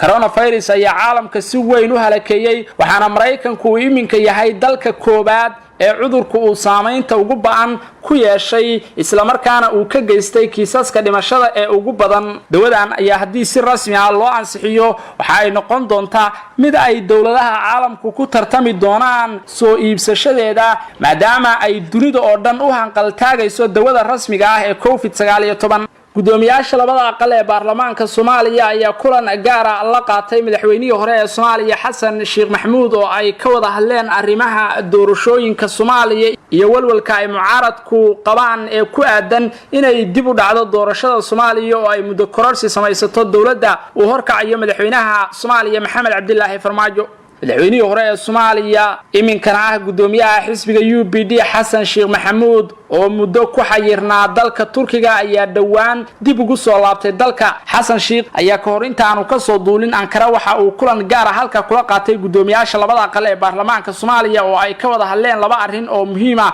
kuwaasi oo kala ah in doorashada waqtigeeda ay ku dhacdo iyo in dawladda laga hor istaago damaceeda ku aadan inay muddo kororsi samaysato sida uu sheegay Xasan Sheekh gudoomiyaasha labada aqal ee baarlamaanka Soomaaliya ee kala ah Maxamed Mursal Sheekh Cabdiraxmaan gudoomiyaha golaha shacabka iyo Cabdi Xaashi Cabdullaahi gudoomiyaha aqalka sare ayaa Xasan Sheekh u ballan qaaday inaanay waxba ka jirin guuxa ku aadan in dawladda federaalka ee Soomaaliya ay doonayso muddo kororsi baarlamaankuna uu ku gacan siinayo waxayna sheegeen in shaqada ugu horeysay ay qaban doonaan marka la furo kala fadhiyada baarlamaanka ay noqon doonto in laga shaqeeyo hanaanka ay ku dhici lahayd doorashada Soomaaliya oo loo malan yahay in la gudagalo dabayaaqada sanadkan aanu ku jirno ee 2020 mudane Cabdi Xaashi Cabdullaahi gudoomiyaha baarlamaanka aqalka sare ee dalka ayaa sheegay in la isla dhexmarayo warar kala duwan oo sheegaya in doorashada Soomaaliya waqtigeeda laga dibdhigi doono hase yeeshee aanay iyagu ogeyn meel lagu go'aamiyay in doorashada dib loo dhigo iyo qorshe noocaasi ah cid ku fakaraysaba wuxuu gudoomiye Cabdi Xaashi sheegay inaysan marnaba suuroobayn in doorashada dib loo dhigo lana gali doono doorashada si kasto ay u dhacdaba dhinaciisa gudoomiyaha golaha shacabka ee baarlamaanka Soomaaliya Maxamed Mursal Sheekh Cabdiraxmaan ayaa u cadeeyay Xasan Sheekh iyo xubnaha kale ee mucaaradka ku ah dawladda inaan marnaba la ogolaan doonin in muddo dhaaf lagu sameeyo doorashada Soomaaliya kala fadhiyada baarlamaanka oo waxa yirmay cudurka COVID-19 dartiis ayuu sheegay in marka ugu horeysay ee la daafuro ay gudagali doonaan diyaarinta qaabka ay doorashadu ku dhacayso iyo sidii loo heli lahaa baarlamaankii bedeli lahaa midka iminka ka jira Soomaaliya soo xulista xubnaha baarlamaanka Soomaaliya ayaa loogu talagalay inay bilaabato dabayaaqada sanadkan qaasatan wixii loo gaaro bisha Oktoobar hase yeeshee maalmihii dambe mucaaradka ayaa walwal balaaran ka qabay in doorashada dib loo dhigo oo ay dhacdo in muddo loogu daro dawladda iminka ka jirta Soomaaliya oo horkacaya madaxweyne Maxamed Cabdilaahi Farmaajo iyadoo lagu marmarsiyonayo faafitaanka safmarka COVID-19 iyo marxaladaha kale ee adag ee dalka ka jira sida fatahaadaha iyo dagaalada gudoomiyaha xisbiga UPD madaxweynihii hore ee Soomaaliya Xasan Sheekh Maxamuud ayaa soo dhaweeyay hadalka gudoomiyaasha labada aqal ee baarlamaanka Soomaaliya isagoo sheegay inay kala shaqeyn doonaan sidii lagu gaari lahaa doorashada Soomaaliya ayna ugu dhici lahayd qaab xasiloon oo lagu wada qanacsan yahay guddiga doorashooyinka ee wadanka Itoobiya ayaa ruqsadii xisbinimo kala noqday 27 xisbi oo laba kamid ah ay Soomaalidu leedahay guddiga doorashooyinka Itoobiya ayaa xisbiyadan uu ruqsadda kala noqday u jeediyay eedeymo kala duwan guddiga ayaa sheegay in xisbiyada siyaasadeed oo aan buuxin shuruudihii looga baahnaa in uu ruqsadda xisbinimo kala noqday xisbiyada oo badankooda shuruudihii hore ee u yiilay guddiga doorashooyinka Itoobiya lagu diiwaan galiyay ayuu guddigu dib u habayn ku sameeyay qaabka xisbiyada loo diiwaan galiyo ka hor inta aan la gaarin doorashada guud ee wadanka Itoobiya wuxuuna guddigu sheegay in 13 kamid ah xisbiyada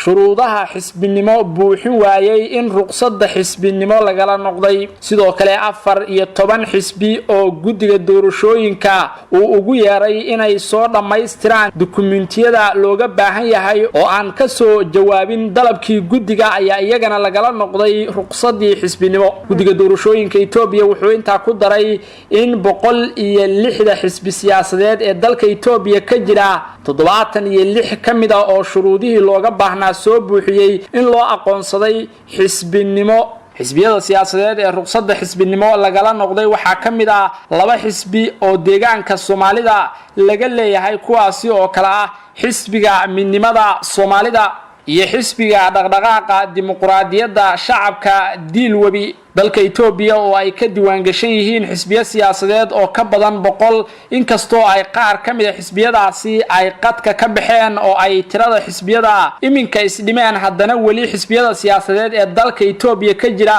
ayaa ah kuwa aad u fara badan dalka Itoobiya oo lagu waday doorashada guud ee 5 sanaba mar la qabto in ay qabsoonto bisha Agoosto ee sanadkan 2020 ayaa dib loo dhigay cabsida cudurka COVID-19 laga qabo awgii inkastoo aan waqtiga rasmiga ah ee doorashadu dhacayso wali la shaacin haddana waxaa diidan qaabka dib u dhigista doorashada iyo go'aanka ay qaateen guddiga doorashooyinka Itoobiya iyo xukuumaddu qaar kamid ah xisbiyada siyaasadeed ee ka jira wadanka Itoobiya kuwaasi oo eedayn u jeediyay xukuumadda uu horkacayo ra'iisul wasaare Abiy Ahmed oo ay ku eedeeyeen in ay ka shaqeynayso sidii ay muddo kororsi ku samaysan lahayd Itoobiya ayaa iminka laga cabsi qabaa inay wajahdo qalalaasooyin ka dhashay dib u dhaca doorashada maadaama dhowr jeer oo hore wadanka Itoobiya ay ka dhaceen dagaallo dhinaca qowmiyadaha ah oo dhiig ku daatay dib u dhaca doorashada Itoobiya ay ka digayaan daneeyaasha beesha caalamku inay saameyn doonto amniga guud ee wadanka Itoobiya inkastoo ra'iisul wasaaraha dawladda Itoobiya Dr. Abiy Ahmed uu sheegay in cidii isku dayda inay qalalaasa ka abuudho wadanka Itoobiya inay talaabo ka qaadi doonaan ra'iisul wasaare Abiy ayaa sheegay in aan loo dul qaadan karin in xasiloonida Itoobiya wax loo dhimo iyadoo lagu marmarsiyoonayo in aan doorashada dib loo dhigi karin waxa kale oo ra'iisul wasaaruhu ugu baaqay shacbiga Itoobiya inay ka qayb qaataan la dagaalanka cudurka corona balse aanay ku mashquulin arrimaha doorashooyinka isbahaysiga gaashaanbuurta NATO ayaa dawladda Turkiga ku garab istaagay dagaalka ay ka wada wadanka Liibiya iyagoo sheegay in General Haftar uu yahay nin afgambi doonaya madaxa guud ee NATO Jens oo la hadlayay wargeyska ka soo baxa Talyaaniga ee Republic ayaa waxa uu xusay in Turkigu uu yahay lafdhabarka NATO isla markaana aysan ka labayn doonin inay taageeraan howlgalka ay xukuumadda Ankara ku gashay gudaha wadanka Liibiya halka oo ay kula dagaalamayso General Khalifa iyo ciidankiisa talaabadan ayaa ka dhigan guul wax ku ool ah oo gaaray Turkiga maadaama uu la kulmayo cadaawad kaga imaanaysa wadamada kale ee Carabeed sida Sacuudiga, Imaaraadka Carabta iyo Masar oo iyaguna gadaal ka riixaya taageero xoogan oo isugu jira mid military iyo mid dhaqaalana u haya hogaamiyaha falaagoobay ee wadanka Liibiya General Khalifa dawladda Turkiga oo ciidankeeda geysay gudaha wadanka Liibiya si ay u garabsiiyaan dawladda ay qaramada midoobay aqoonsan tahay ayaa wacad ku madhay inay cagta marin doonto ciidanka la baxay ciidamada qaranka Liibiya ee horkacayo General Khalifa kuwaasi oo doonaya iyaguna inay qabsadaan caasimada Tripoli oo ay muddo ku soo siqayeen waxa kale oo dawladda Turkigu ay ku eedeysay generaalkaasi in uu dalkiisa ka abaabulayo dagaal sokeeye oo aan dani ugu jirin shacbiga Liibiya dagaalka wadanka Liibiya oo muddo dheer socday ayuu Turkigu sheegay in la gaaray xilligii la soo gabagabayn lahaa dagaalka Liibiya waxa uu iminka u muuqdaa mid u dhaxeeya Turkiga oo dhinaca iyo Sacuudiga, Imaaraadka Carabta, Masar iyo Ruushka oo dhinaca kale ka soo jeeda taageerayana General Khalifa Haftar hase yeeshee madaxweynaha dawladda Turkiga mudane Rajab Tayyip Erdogan ayaa sheegay in Turkiga iyo ciidankiisuba ay ku filan yihiin tirada yar ee maleeshiyaadka General Khalifa iyo dhammaan wadamada taageeraya garoonka diyaaradaha ee magaalada Hargeysa waxaa ka degtay diyaarad siday qalab caafimaad oo loogu talagalay cudurka coronavirus-ka taasi oo ka timid wadanka Qatar diyaaradan laga leeyahay wadanka Qatar ayaa waxa ay waday qalab caafimaad oo ay dawladda Qatar ugu deeqday Somaliland kuwaasi oo isugu jira kuwa lagaga hortago cudurka coronavirus-ka iyo kuwa lagu la tacaalo mas'uuliyiin ka tirsan Somaliland ayaa deeqda caafimaad kula wareegay garoonka diyaaradaha ee Hargeysa ee Cigaal International iyagoo uga mahad celiyay xukuumadda Dooxa sida ay ugu soo gurmatay dadka reer Somaliland sidoo kale waxa ay sheegeen in gargaarkan uu ku soo aaday xilli loo baahnaa xukuumadda Dooxa ayaa sheegtay in gurmadkan ay ugu tala gashay inay kaga qayb qaadato la dagaalanka cudurka COVID-19 ee deegaanada Somaliland oo laga diiwaan galiyay kiisas fara badan oo cudurkan la xiriira waxa kale oo ay Qatar plan qaaday in ay magaalada Hargeysa iyo Muqdisho geyn doonto qalab caafimaad oo loogu tala galay ka hortagga cudurka COVID-19 dawladda Qatar ayaa saaxiib dhow la ah dawladda federaalka ee Soomaaliya hase yeeshee waxay deeqdaani noqon doontaa tii ugu horeysay ee Somaliland ay geyso maadaama gudaha deegaanada Somaliland ay saameyn ku leedahay dawladda Imaaraadka Carabta oo aanay isku fiicnayn dawladda Qatar hase yeeshee Qatar ayaa iminka bilowday in ay xiriir la yeelato xukuumadda Somaliland si ay isugu daydo in ay sheeda ka saarto xukuumadda Dubai ee xiriirka la leh Somaliland kulantiba aan wanaagsan daawadayaal halkani waa Somali State Media Network wararka Soomaaliya idinkaga helana waxaa ka mid dawladda Soomaaliya oo gaashaanka u daruurtay qorshe ay Kenya ku doonayso in dib loogu dhigo kiiska badda ee hor yaalla maxkamadda cadaaladda adduunka midowga Yurub oo dalalka Geeska Afrika oo ay Soomaaliya ku jirto ugu deeqay lacag ka badan 105 milyan boqorka dalka Jordan oo ku hanjabay inuu weerari doono Israa'iil haddii ay isku daydo inay goosato dhulka daanta galbeed ee Gaza qaliyii qoreetay hay'adda nabad sugidda iyo sirdoonka qaranka Saboloolshe oo sheegay inuu xiriir weyn u dhaxeeyo Al-Shabaab iyo dawladda Qatar xukuumadda Somaliland oo ku dhawaaqday qaab cusub oo loo wajahayo xuska munaasabadda 18 May madaxweynaha wadanka Mareykanka oo ku goodiyay inuu xiriirka u jari doono wadanka Shiinaha iyo saynisyahanada adduunka oo ku wareersan meero cusub kadibna jaxiimo ugu yeeray aynu ka horeyna dawladda Kenya ayaa waxa ay dalbatay in dib loo dhigo dhageysiga dacwadda badda ee u dhaxaysa Soomaaliya iyo Kenya ee taala maxkamadda cadaaladda adduunka khilaaf horle ayaa waxa uu ka taagan yahay dhageysiga dacwadda badda ee horyaala maxkamadda cadaaladda taas oo u dhaxaysa Soomaaliya iyo Kenya dukumeenti ay aragtay warbaahintu oo ay labada dal u direen maxkamadda ayaa muujinaya in Kenya ay doonayso in dib loo dhigo dhageysiga dacwadda oo muddo aan la cayimin dhageysiga dacwadda ayaa loo ballansanaa in dib loo furo hornaanta bisha soo socota ee June waxaa suurtagal weysay qaranadii dawladda Kenya u doodi lahaa waxayna ku kala xayirmeen deegaano kala duwan sidaas darteedna oo aysan suurtagal ahayn in bisha June maxkamadda la dhameystiro dukumeentiga sida lagu yiri dukumeenti ay gudbisay dawladda Kenya oo loo diray maxkamadda cadaaladda adduunka ee ICJ laakiin dawladda Kenya ayaa waxa ay ku doodaysaa in fayraska corona uu saameyn ku yeeshay shaqada qareenada ku metelaya dacwadda oo ay sheegeen inay xayirmeen isla markaasna ay deegaano kala duwan ku kala sugan yihiin waxay sidoo kale Kenya ay sheegtay in xanuunka safarka uu saameyn ku yeeshay dhaqaalaha dalkeeda iyadoo ay ku tilmaamtay in miisaaniyadda dawladda dib loo eegayo iyo sidii ahmiyad loo sii lahaa arrimaha degdega ee muhiimka ah sida la dagaalanka cudurka coronavirus dalabkan dawladda Kenya ayaa ujeedkiisu yahay in mar kale dib loo dhigo dacwadii kiiska u dhaxeeya Soomaaliya iyo sidoo kale Kenya ee dhanka badda la xiriiray kaas oo loo ballansanaa in maxkamaddu dhawaana ay furto dhageysigana la bilaabo dhanka kale dawladda Soomaaliya oo ka jawaabaysa qorshaha ay dawladda Kenya doonayso in dib loogu dhigo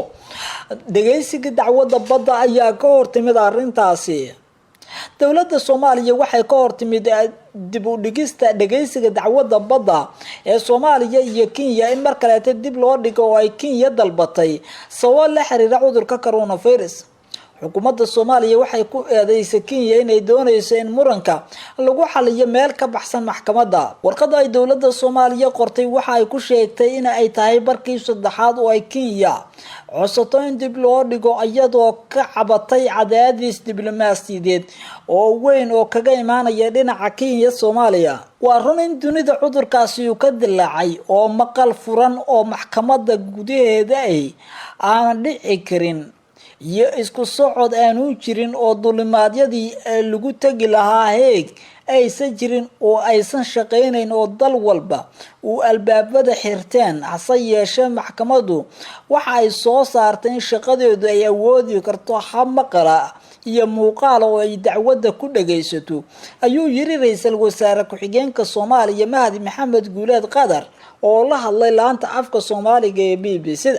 bisha June dalal badan ayaa dacwadooda lagu dhageysan doonaa maqal iyo muuqaal ilaa iyo haatan halkiis ayaa la dhageystay waqtigiina loogu talagalana lagu dhageystay maxkamaduna maqal iyo muuqaal ayay ku qaaday marka anaguna waanu ka hornimid mowqifka dawladda Soomaaliyana waxa weeyeen dacwadaas aan maalin dib loo dhigin go'aankuna uu yahay sidaan u qornay maxkamadda caalamiga taas oo aanu ku sheegayno in dacwadda lagu qaado hab maqal iyo muuqaal ama video conference oo maxkamadda ay gacanta ku hayso ka shaqeynta tijaabinta ayuu yiri mar kale Mahdi Guuleed oo sharaxaya qaabka dawladda Soomaaliya ay uga hortimid qorshaha dawladda Kenya ay ku doonayso in dib loogu dhigo dhageysiga dacwadda badda waa markii saddexaad oo ay dawladda Kenya iyadu qorsheynayso in dib loo dhigo dhageysiga dacwadda badda ee u dhaxaysa dalalka Soomaaliya iyo Kenya inta badan dadka falaqaya arrimaha diblomaasiyadeed ayaa ku eedeeyay dowladda wadanka Kenya inay doonayso inay marin habaabiso dacwadda u dhaxaysa Soomaaliya iyo Kenya ee yaala maxkamadda cadaaladda adduunka iyadoo Kenya doonaysa in lagu xalliyo arrintaasi meel ka baxsan maxkamadda oo ay Kenya ku rajo weyn tahay inay wada hadal ka yeeshaan Soomaaliya iyo Kenya maadaama dowladda Kenya la sheegay inay si weyn uga walwal qabto inay Soomaaliya kaga guuleysato dacwaddaasi midowga Yurub ayaa dalalka Geeska Afrika oo ay Soomaaliya ku jirto waxay ugu deeqeen lacag ka badan 105 milyan midowga Yurub ayaa ku dhawaaqay inay siin doonaan dalalka Geeska Afrika dhaqaale dhan 105 milyan iyo 500 oo dheer si wax looga qabto cudurka kiiska coronavirus ee dalalka Geeska Afrika sida weyn ugu sii fidaya midowga Yurub ayaa sheegay in xaaladda bini'aadantinimo ee gobolku ay sii darnaanayso isla markaasna ay dayacaad badan ka muuqdaan iyadoo dagaalada hubeysan iyo barakaca iyo abaaruhuna ay soo noqnoqdeen iyo sidoo kale daadadka oo loo baahan yahay taageero weyn oo midowga Yurub ay siiyaan dalalka Geeska Afrika midowga Yurub waxay go'aamiyeen inuu gacan ka geysto wax ka qabashada baahiyada bini'aadantinimo ee ka jira dalalka Geeska Afrika gargaarka midowga Yurubna waxa uu taageeri doonaa bulshada dhibaataysan waxa uu xoojin doonaa tillaabooyinka looga hortagayo faafitaanka coronavirus ayaa lagu yiri warbixin ay soo saareen midowga Yurub deeqda midowga Yurub laga heli doono ayaa waxa loo qaybsan doonaa sida tan oo loo qoondiyay Djibouti waxa la sii doonaa 500 oo euro waxaana sidoo kale la sii doonaa Ethiopia 43 milyan oo euro halka Kenyana la sii doono 15 milyan oo euro Soomaaliyana waxa la sii doonaa 48 milyan oo euro qaramada madoobe ayaa sheegtay in daadad maalmihii la soo dhaafay ka da'ay Soomaaliya ay ku dhinteen dad gaaraya 24 qofood sidoo kale tan ay barakac xooggan ka dhashay taas oo ka dhacday ilaa 24 degmo sida lagu sheegay warka ka soo baxay xafiiska isku duwitaanka gargaarka qaramada midoobe ee loo yaqaano OCHA waxa ay dadaalkan u yimid iyadoo dalalku ay la daaladhacayaan ka hortagitaankiisa cudurka coronavirus ilaa iyo haatan ay ku dhinteen inta la xaqiijiyay 53 qofood Soomaaliya isla markaasna ay sii korortay dadka cudurkaasi ku dhacay oo ilaa iyo haatan gaaraya 1284 qofood oo cudurka haleelay lacagtan ayaa la filayaa in Soomaaliya wax weyn ay ka tarto dhanka ka hortagga cudurka coronavirus horeyna dowladda Soomaaliya ayaa u dalbatay inay hesho taageero dhaqaale oo ay kula tacaasho cudurka COVID-19 boqorka dalka Jordan Cabdallah labaad ayaa ka digay in qorshaha dowladda Israa'iil ay ku doonayso daanta galbeed inuu hogaamin doono dagaal weyn isla markaasna ay boqortooyadiisu ay ka fakarayso wax kaaseeto ay ku jirto in ay ka baxdo heshiiskii nabadda ee ay la gashay Israa'iil sanadkii 1994 ma doonayno inaynu hanjabaa sameeyno ama inaynu abuurro jawi muran balse waxaynu ka fakaraynaa wax kaseeta ayuu yiri boqor Cabdallah asagoo la hadlaya wargeys ka soo baxa wadanka Jarmalka waxayna ahayd mar wax laga weydiinayay suurtagalnimada inuu ka baxo heshiiskii wada Carba isla markaasna ay kaloreeta kala saxiixdeen Israa'iil iyo Jordan ayaa Israa'iil iyo daanta galbeed la wadaagto xuduud dhan 330 iyo 5 kiiloomitir waxaana wada shaqeyntooda aad uga faa'iideysta militariga iyo sirdoonka Israa'iil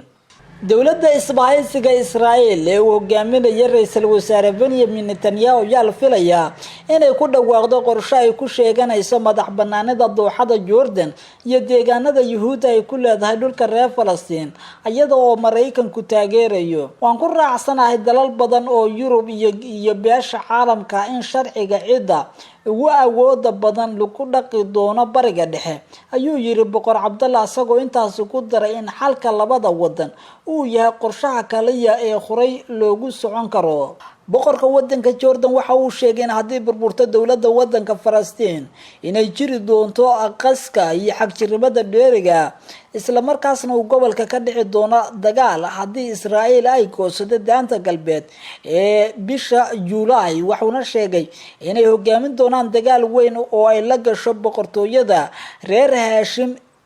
ee Jordan sida uu sheegay Cabdallah bishii September militariga Jordan ayaa fuliyay dholotus military oo laga sameeyay xuduudka galbeed ee buuraleyda ee lala wadaago wadanka Israel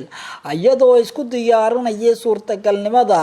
duulaan heshiye oo ku yimaan kara wadanka Jordan dholotuskaas oo ay ka qayb galeen boqor Cabdallah iyo ra'iisul wasaare Umar al-Rasaas iyo xubno sarsare waxay soo jeediyeen in indhaha warbaahinta Israel ay aragto xiisada gobolka inay sare u sii kacayso boqorka dalka Jordan Cabdallah labaad waxa uu ku andacoonayaa haddii Israel ay sii wado daandaansiga iyo wareegitaanka dhulka daanta galbeed ee Gaza inay Jordan qaadi doonto dagaal ka dhana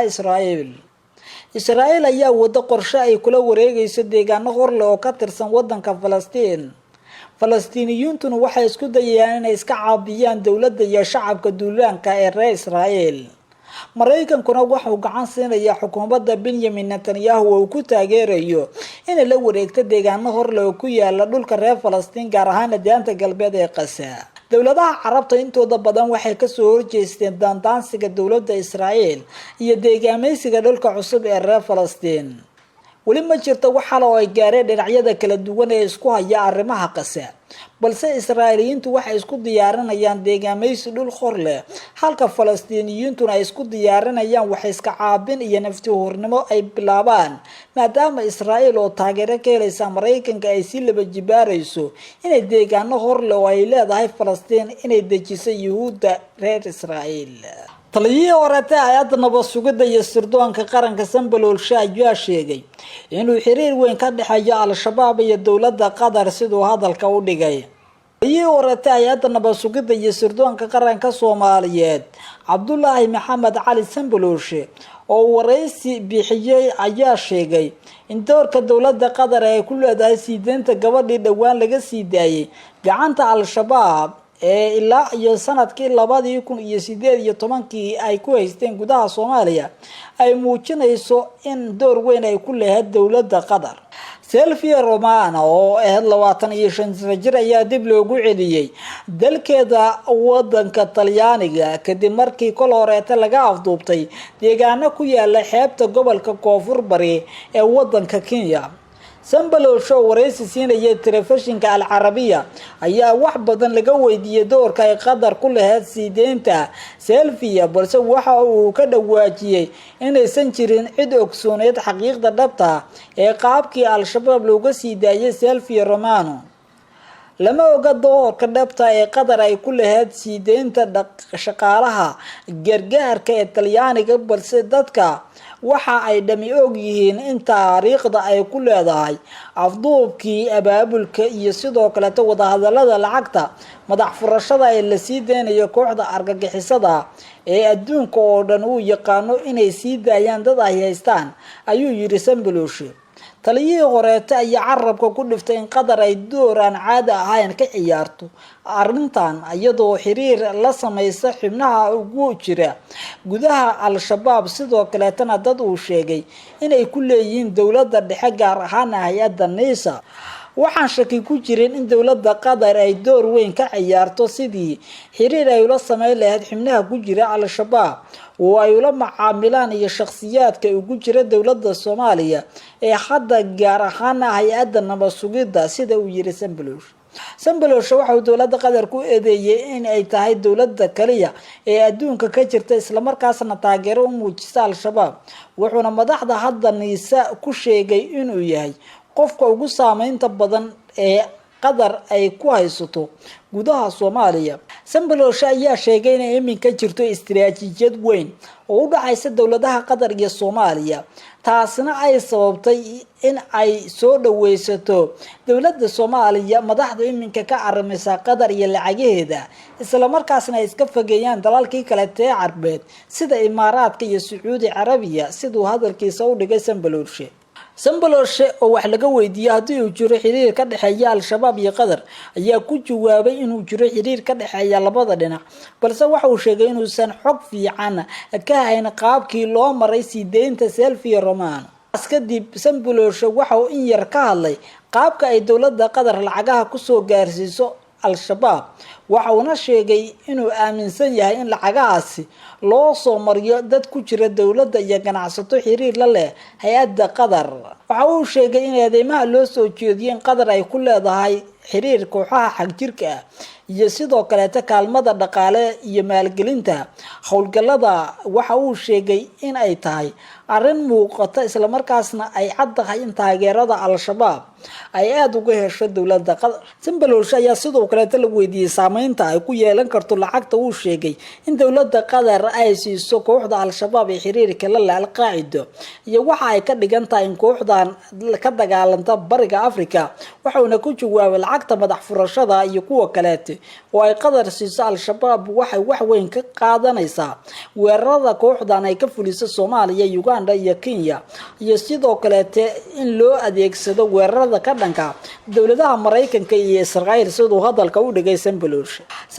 sidoo kale waxa uu sheegay in al-shabaab ilahaas dhaqaale ay ka saacidi karaan agaasinka weerar argagixiso, askaraynta dhalinyarada iyo hubinta, iyo in ay soo agaasinto qaraxyo ay dhaqaale badan ay ku fuliso iyo dagaalo ka dhaca gudaha Soomaaliya iyo wadamada dariska la ah.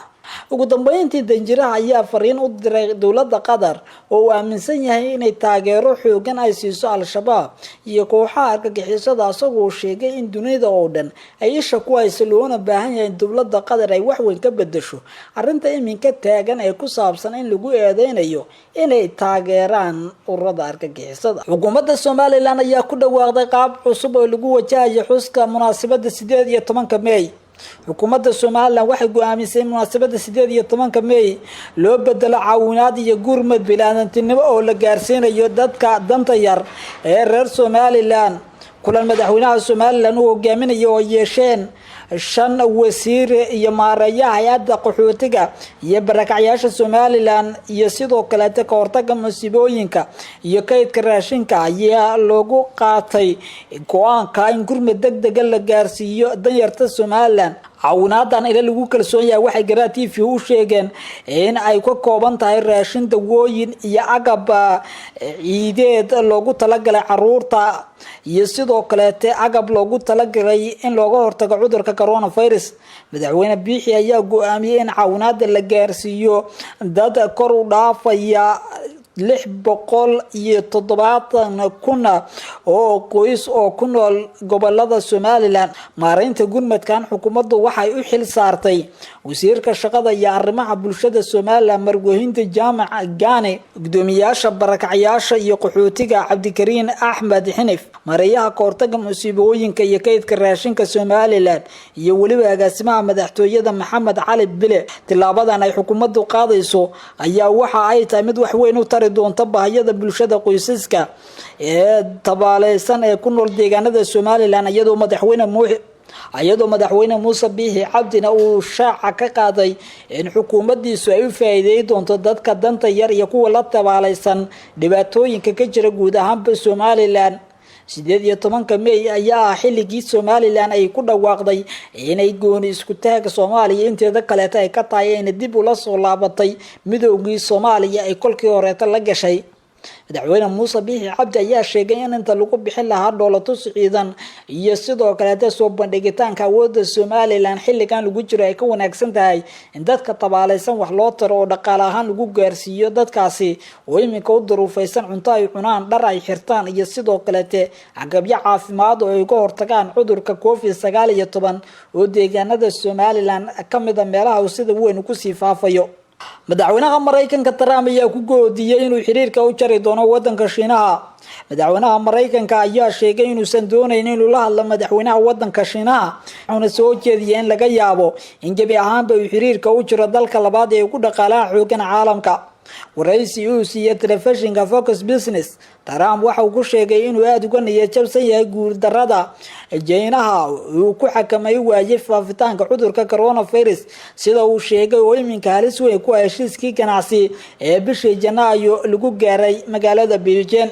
ma doonayno iminka tani inay dhacdo, Trump ayaa yiri. waxaanu galnay heshiis ganacsi, waxaase iminka muuqata oo aan dareemayna inuu saxaalku aan sidii horeete. warqadii lagu qoray heshiiska wali way qoneed, balse waxa yimid safmarkaan mana muuqato ayuu yiri hadda sidii horete. Trump ayaa wax laga weydiiyay soo jeedin ka timid senator jamhuuriga oo ah in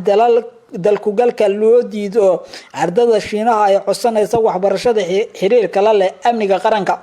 waxa uu sheegay waxyaabo badan oo inuu sameyn karno waxa ka mid ah in aan gabi ahaanba xiriirka u jarno Shiinaha.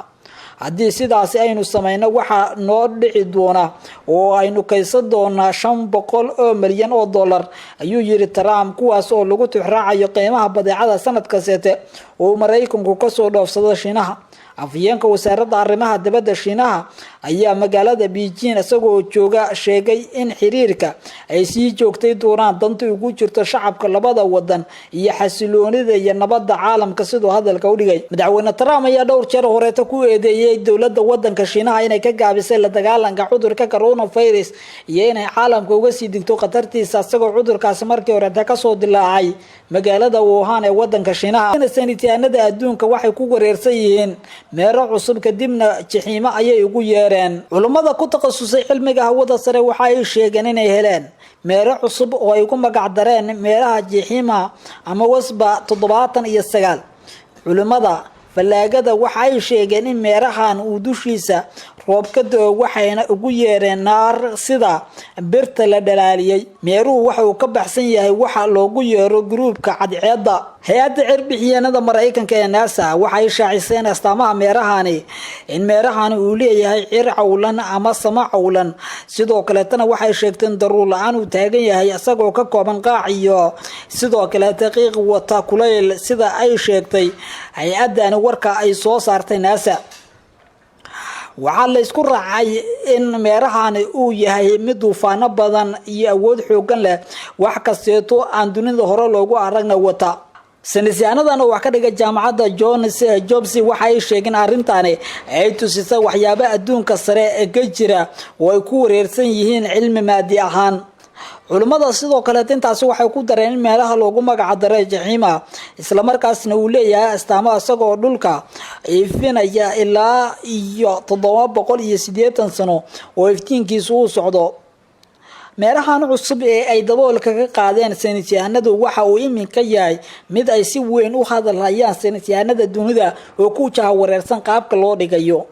Kenya oo qaratay markii ugu horeysay inay burbur dhaqaale oo xoogan kala kulantay qaadka ay u dhoofin jirtay Soomaaliya ee kol hore la joojiyay. Somaliland oo ashtaka ka dhana Mareykanka iyo Itoobiya u gudbisay wadamada kale ee beesha caalamka. Mareykanka oo soo saaray dawo loogu talagalay in lagaga hortago cudurka coronavirus-ka. gudoomiyaasha labada aqal ee baarlamaanka Soomaaliya oo u cadeeyay mucaaradka inaysan marnaba dhici doonin in dib loo dhigo doorashada Soomaaliya. guddiga doorashooyinka wadanka Itoobiya oo ruqsadii kala noqday xisbiga midnimada Soomaalida iyo xisbiyo kale oo fara badan. dawladda Qatar oo gargaar gaarsiisay magaalada Hargeysa ee caasimadda Somaliland iyo gaashaanbuurta NATO oo Turkiga ku garab istaagtay howlgalka uu ka wado wadanka Liibiya. sida hordhaca warkeena aan idinku sheegayba Kenya ayaa qaratay markii ugu horeysay in burbur dhaqaale oo xoogan ay kala kulantay qaadka ay u dhoofin jirtay wadanka Soomaaliya oo horay ay u joojisay dawladda dhexe ee Soomaaliya. gudoomiyaha iskaashatada qaadka gobolka Meru ee wadanka Kenya Kimasi Manjuru ayaa sheegay in halkii maalin oo kaliya Muqdisho ay u iibgeyn jireen qaad ku kacaya adduun lacageed oo u dhaxeeya 250,000 oo dollar ilaa 400,000 oo dollar, taasi oo uu sheegay in mararka qaarna ay gaari jirtay nus milyan dollar. wuxuu sheegay in iminka ay fursadaasi meesha ka baxday oo ay iminka shaqo la'aan la daaladhacayaan dad ka badan 500,000 oo qof oo Kenyaana oo ka shaqayn jiray gurista qaadka ka baxa gobolka Meru ee wadanka Kenya, kuwa soo rara iyo kuwa daabula, oo uu sheegay in ay dhaqaale fara badan ku qabeen balse tan iyo markii la hakiyay uu dhaqaalahaasi meesha ka baxay. waxaa kale oo gudoomiyaha iskaashatada qaadka wadanka Kenya uu sheegay in tani xitaa ay saameysay canshuurtii ay heli jirtay dawladda Kenya. wuxuu ka dalbaday dawladaha Soomaaliya iyo Kenya inay sida ugu dhaqsaha badan ay ku soo celiyaan qaadkii loo beecgeyn jiray Soomaaliya. ganacsato badan ayaa shaqo la'aan ku noqday qaadka wuxuuna sheegay in xitaa ay tani saameynayso ganacsatada Soomaalida ah ee qaadka ka ganacsan jiray hadalka gudoomiyaha iskaashatada qaadka wadanka Kenya waxa uu imaanayaa iyadoo oo dawladda Soomaaliya ay go'aan ku qaadatay in la joojiyo ku dhawaad 30 diyaaradood oo si joogto ah Soomaaliya u imaan jiray qaadna ka keeni jiray wadanka Kenya ase yeeshee tan iyo markii qaadka la joojiyay waxa jiray tiro yar oo jaad ah oo si dhuumasho lagu soo gelinayay Soomaaliya sida ay sheegeen qaar kamid ah haweenka qaadka ka ganacsada ee Muqdisho haweenay qaadka ka ganacsato oo ku nool magaalada Muqdisho ayaa sheegtay in qaadku uu si dhuumasho ku yimaado isaga oo soo maray dekada magaalada Kismaayo haweenaydaasi ayaa sheegtay in kolkii hore ay kiilada jaadka ku iibin jireen lacag u dhaxaysa $20 ilaa $25 balse hadda ay siistaan halkii kiilo $120 haweenayda ayaa sheegtay in ay faa'iido ballaaran ay ku qabaan joojinta jaadka warbaahinta gudaha Kenya ayaa sidoo kale sheegtay in burburkan dhaqaale ee iminka soo gaaray Kenya uu noqon doono mid aan ka soo kabsasho lahayn maadaama uu si toos ah u burburi karo dhaqaalaha ganacsato badan oo Kenyaana oo ku tiirsanaa Soomaaliya kuna xirnaa qaadka loo beecgeyn jiray gudaha wadanka Soomaaliya ganacsatada Kenyaanka ayaa iminka sheegay in dhibaatada laga dhaxlayo safmarka COVID-19 ay kaga daran tahay mid dhaqaale ee ka qabsatay qaadka ay u beecgeyn jireen Soomaaliya ee la joojiyay Kenya ayaa muddo dheer faa'iido ballaaran ka helaysay ka ganacsiga qaadka ka baxa dalkeeda ee ay u soo dhoofin jirtay Soomaaliya hase yeeshee suuqa Kenya ayaa mar qura burburay markii ay dawladda Soomaaliya ku dhawaaqday in la joojiyay jaadkaasi oo aan wax faa'iido ah ugu jirin dhinaca Soomaaliya Somaliland ayaa ashtaka ka dhana Mareykanka iyo Ethiopia u gudbisay wadamada kale ee beesha caalamka Somaliland ayaa beesha caalamka u bandhigtay mowqifkeeda ku aadan qaabka wadamada Ethiopia iyo Mareykanku ay u wadaan wada hadallada Somaliland iyo Soomaaliya mas'uuliyiinta Somaliland ayaa xiriirro kala duwan la sameeyay dalalka beesha caalamka ee xiriirka wada shaqeyneed la leh Somaliland kuwaasi oo ay u bandhigeen in Somaliland aanay ku qanacsanayn qaabka awood maquuninta ah ee Mareykanka iyo Ethiopia ay doonayaan inay u wajahaan wada hadallada Somaliland iyo Soomaaliya waxay xukuumadda Somaliland sheegtay in ay diyaar u tahay dib u bilaabista wada hadallada Hargeysa iyo Muqdisho ee istaagay laakiin aanay la dhacsanayn in laga leexiyo jidkii hore oo loo duwo wadiiqo kale oo u muuqata mid loogu cagajuglaynayo Somaliland sida ay sheegeen mas'uuliyiinta Somaliland siyaasiyiinta Somaliland qaarkood ayaa dhowr goor sheegay in ay Ethiopia iyo Mareykanku doonayaan in Somaliland iyo Soomaaliya ay gaaraan isfaham degdeg ah oo ay sida ugu dhaqsaha badan ku midoobaan diblomaasiyiinta ay dawladda Somaliland xiriirka kala duwan la sameysay ayaa la sheegay in qaarkood ay soo dhaweeyeen doodda Somaliland waxaana kulan dhinaca internetka ah oo dhex maray dalalka beesha caalamka ay kaga wada arrinsadeen qaabka ay noqonayaan wada hadallada Soomaaliya iyo Somaliland iyo doodda xukuumadda Somaliland ee ku aadan ashtakada ay ka tahay wadamada Ethiopia iyo sidoo kale Mareykanka diblomaasiyiinta ka socday dhowr dal oo reer Yurub ah sida Ingiriiska Norway iyo dawladda Turkiga oo iyadu kolkii hore garwadeen ka ahayd wada hadallada Hargeysa iyo Muqdisho ayaa sheegay inay tixgelinayaan codsiga Somaliland oo ay dib ugu laaban doonaan Mareykanka iyo Ethiopia in ay wax ka bedelaan qaabka ay iminka ku wajahayaan wada hadallada oo laga dhigo kuwa daahfuran oo cid walba ay ra'yigeeda xor u tahay Somaliland ayaa ka carootay hadal dhawaan ka soo yeeray safiirka dawladda Mareykanka u fadhiya Soomaaliya Danjira Donald Yamamoto iyo mid ka sii horeeyay oo ka soo yeeray ra'iisul wasaare Abiy hadalladaasi ka soo kala yeeray Mareykanka iyo Ethiopia ayaa xambaarsanaa dhawaqa midnimada iyo in dib la isugu soo celiyo Muqdisho iyo Hargeysa hase yeeshee xukuumadda Somaliland ayaa doonaysa in ay miiska la fariisato dawladda dhexe ee Soomaaliya iyada oo ku gorgortamaysa inay xaq u leedahay inay gooni isaga taagto Soomaaliya inteeda kale oo ay hesho ictiraaf buuxa khilaafka Soomaaliya iyo Somaliland oo muddo soo jiitamayay ayaan weli xal loo helin waxaana dhinacyadan dhowr jeer oo hore wada hadallo ay ku yeesheen gudaha wadanka Turkiga Ethiopia iyo Djibouti iyo wadamo kale aysan ka soo bixin natiijooyin wax ku oola lama oga in Itoobiya iyo Mareykanku ay hakin doonaan xawaaraha ay doonayaan in ay ku dhaqaaqaan wadahadalada Somaliland iyo Soomaaliya kadib mowqifka Somaliland ee loo bandhigay wadamada kale ee beesha caalamka laakiin safiirka Mareykanka ee Soomaaliya Danjira Donald Yamamoto oo dhawaan warbaahinta la hadlay ayaa soo dhaweeyay kulankii Addis Ababa ee dhexmaray madaxweynaha Somaliland Mudane Muuse Biixi Cabdi iyo madaxweynaha Soomaaliya Maxamed Cabdilaahi Farmaajo dawladaha Mareykanka iyo Itoobiya oo aan horay uga dhex muuqan jirin wadahadalada labada dhinac ayaa